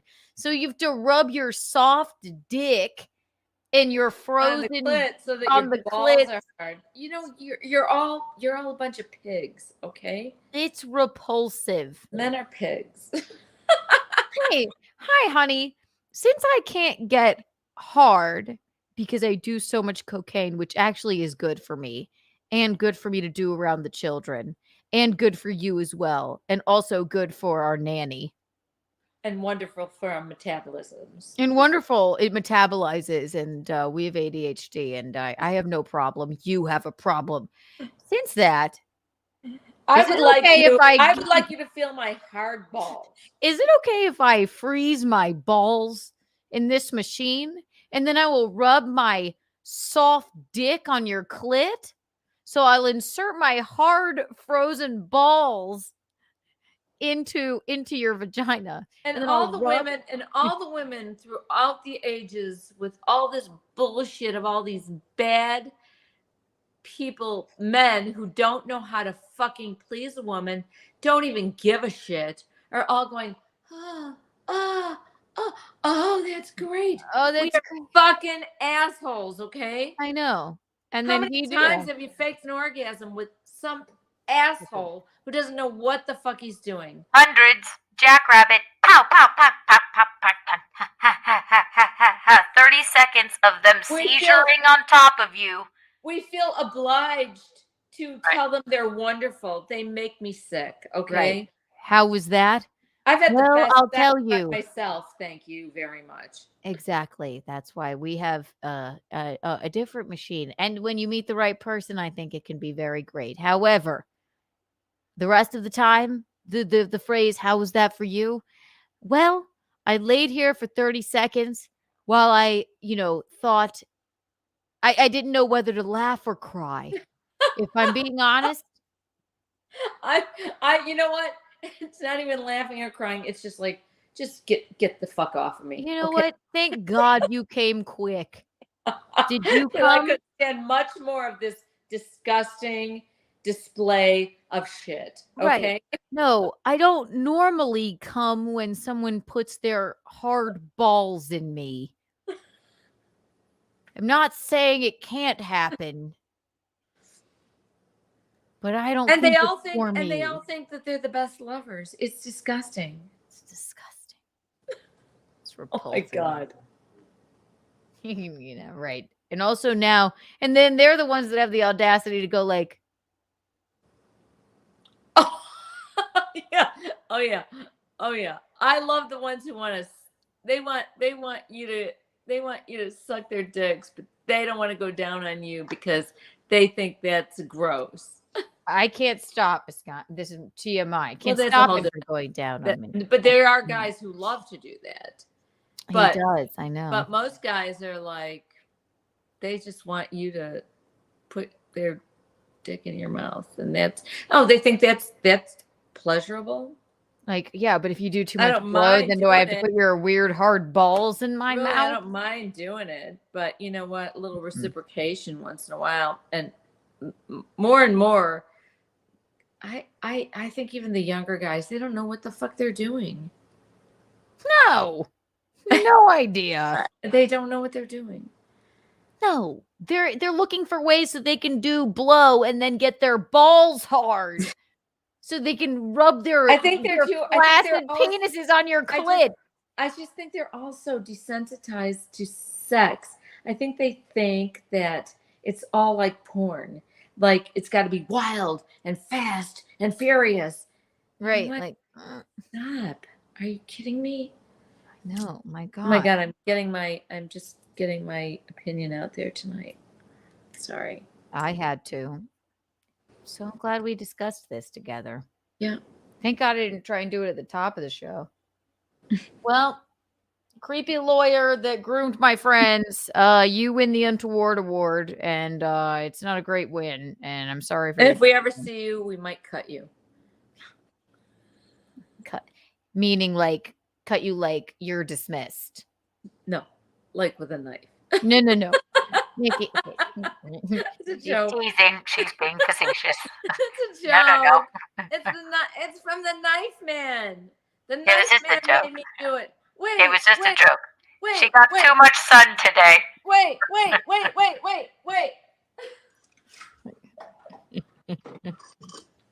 Wait. Michaeline, don't show. No, put that away. The Knife the Man knife made holder. me do it. Mike. No, Mike. It's a joke, okay? That's a knife holder. Put that away. You're gonna hold it. It's just a knife holder. But it's so cute. Look, can I show him? I know we're not. No. That's why I fucking stop it. It's literally just for chopping. It's just a joke. It's just for Can't chopping. threaten people. I'm not threatening anybody. It was just a joke. Are they going to take us off? No, it's a very cool thing. It's a Knife Man. Don't pick it up again. He matches my outfit. Stop. I have to stop. It's just a fucking knife holder. You can't trust her with anything. Yep, one of my best episodes. There goes the channel. It's just a fucking knife holder. I'm not threatening him. It's a joke. Yeah, well, being very careful. I don't even know where threatening him. We don't know him. We just think he's a narcissist and a cult. I'm not gonna leader really and- cut him. I'm gonna just yell at him. You mean like we're just cutting you out of, our lives? Sucks. Stop it.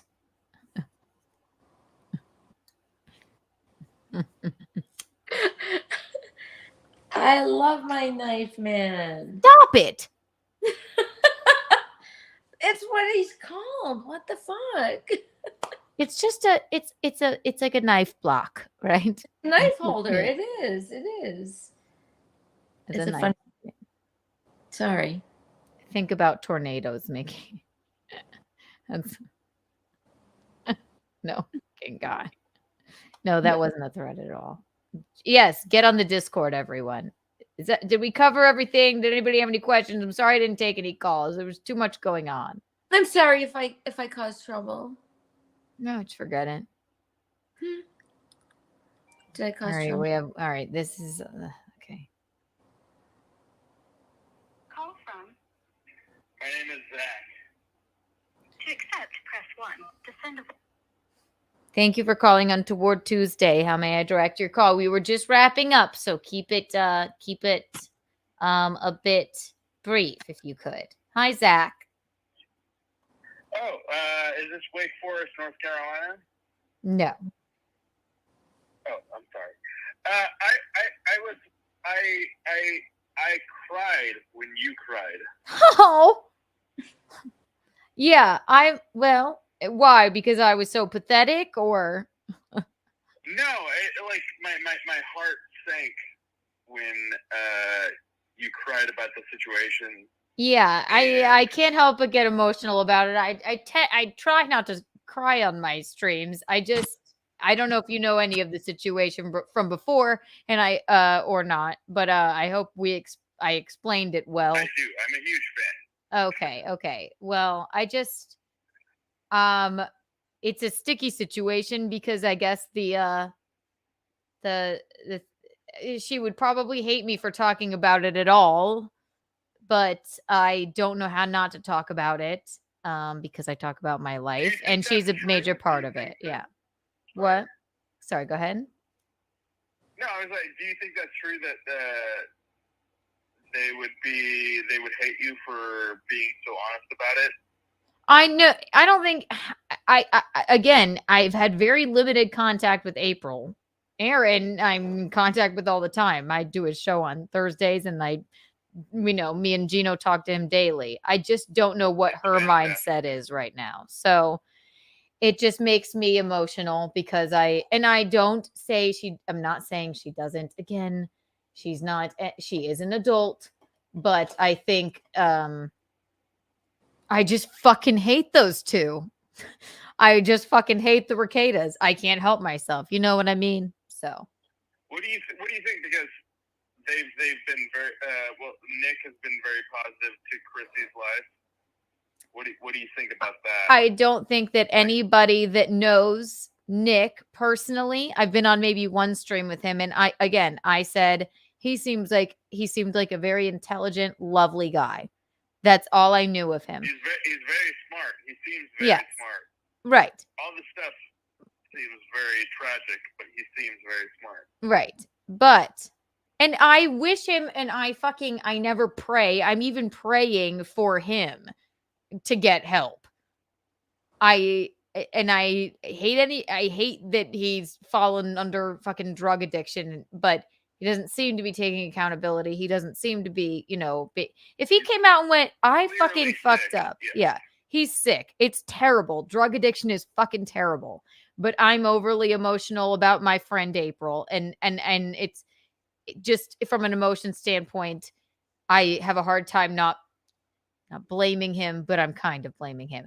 And any one of his friends, it seems, they all just go, we hope he gets the help he needs. They don't go, he's innocent. Right? I mean, am I wrong? Everybody that knows him personally, they don't go, oh my God, he's innocent. Fuck everybody else. They go, wow, he really needs some help or he's going to die. Right? You're absolutely correct. That's Yeah. right. No, I mean, it's 100% true. So were you a fan of his as well? You're a genius. Your tears made me tear up. Also, I wanted to throw Jim Satala under the bus. He doesn't like you or Gino. He loves us. Stop that. No. He said like on the Camelot stream. He was like, I don't care about Keanu's take. All I care about is your take. He came out to the Tampa show with me and Chrissy, and he calls into In Hot Water every day. So I find it hard to believe that he doesn't like us, but we still love him, right? Yeah. And I love Camelot as well, right? Okay. Go ahead. Sorry. No, like I'm also a huge fan, but it was a weird, like on Camelot stream, he was weird. So that's all I'll say. Well, we'll have some strong words with him now that you've informed us. We're gonna tell him that you told us. This is how I'm like, there's a way to get you to get sick on your side. I know how to. You just need to like be friendly with your face with the cat. It's my face, you think? Okay. No. I'm saying like I've dealt with like angry cats before, and I know how to. I'm not a cat whisperer per se, but I would just say like there's a way to. You're close. You're almost there. Maybe make my face less severe. Okay. I don't know. When I'm I wish Mickey would laugh like this at me. Well, maybe I'm trying to absorb it. maybe I go up to her like this. Like a very yeah. I have a skittish sort of nature to me, so she maybe feels like she can treat me like this. Okay. Well, if you have any more tips, you know where to find us. And thank you so much for calling in. All right. Take care, Zach. Bye-bye. Ta-ta.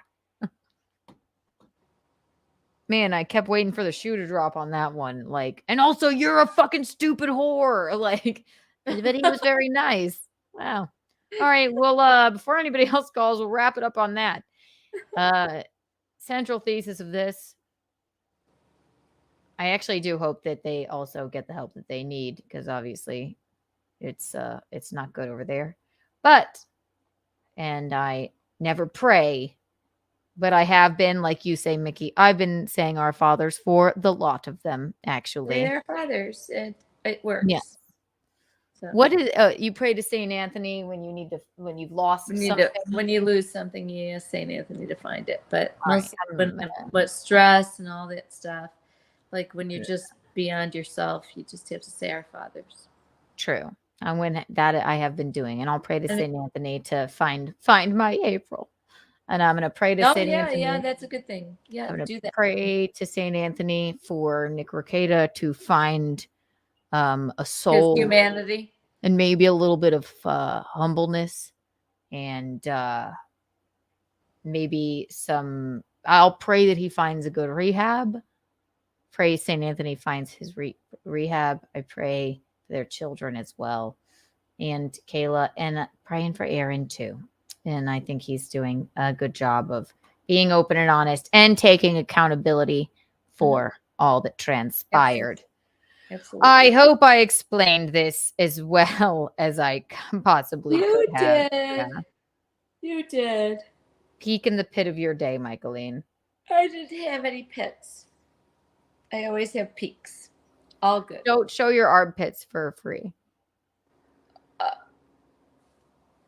Okay. You just did, and they probably screenshotted them, and they're jerking off right now. My armpits? People always ask me about your armpits. I forgot about, okay, tomorrow you have to look forward to the love letter. No, stop it. Don't, when I say don't do it, I mean it.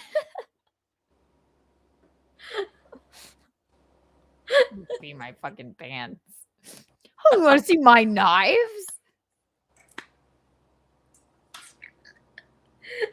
It's a. Don't touch it even again.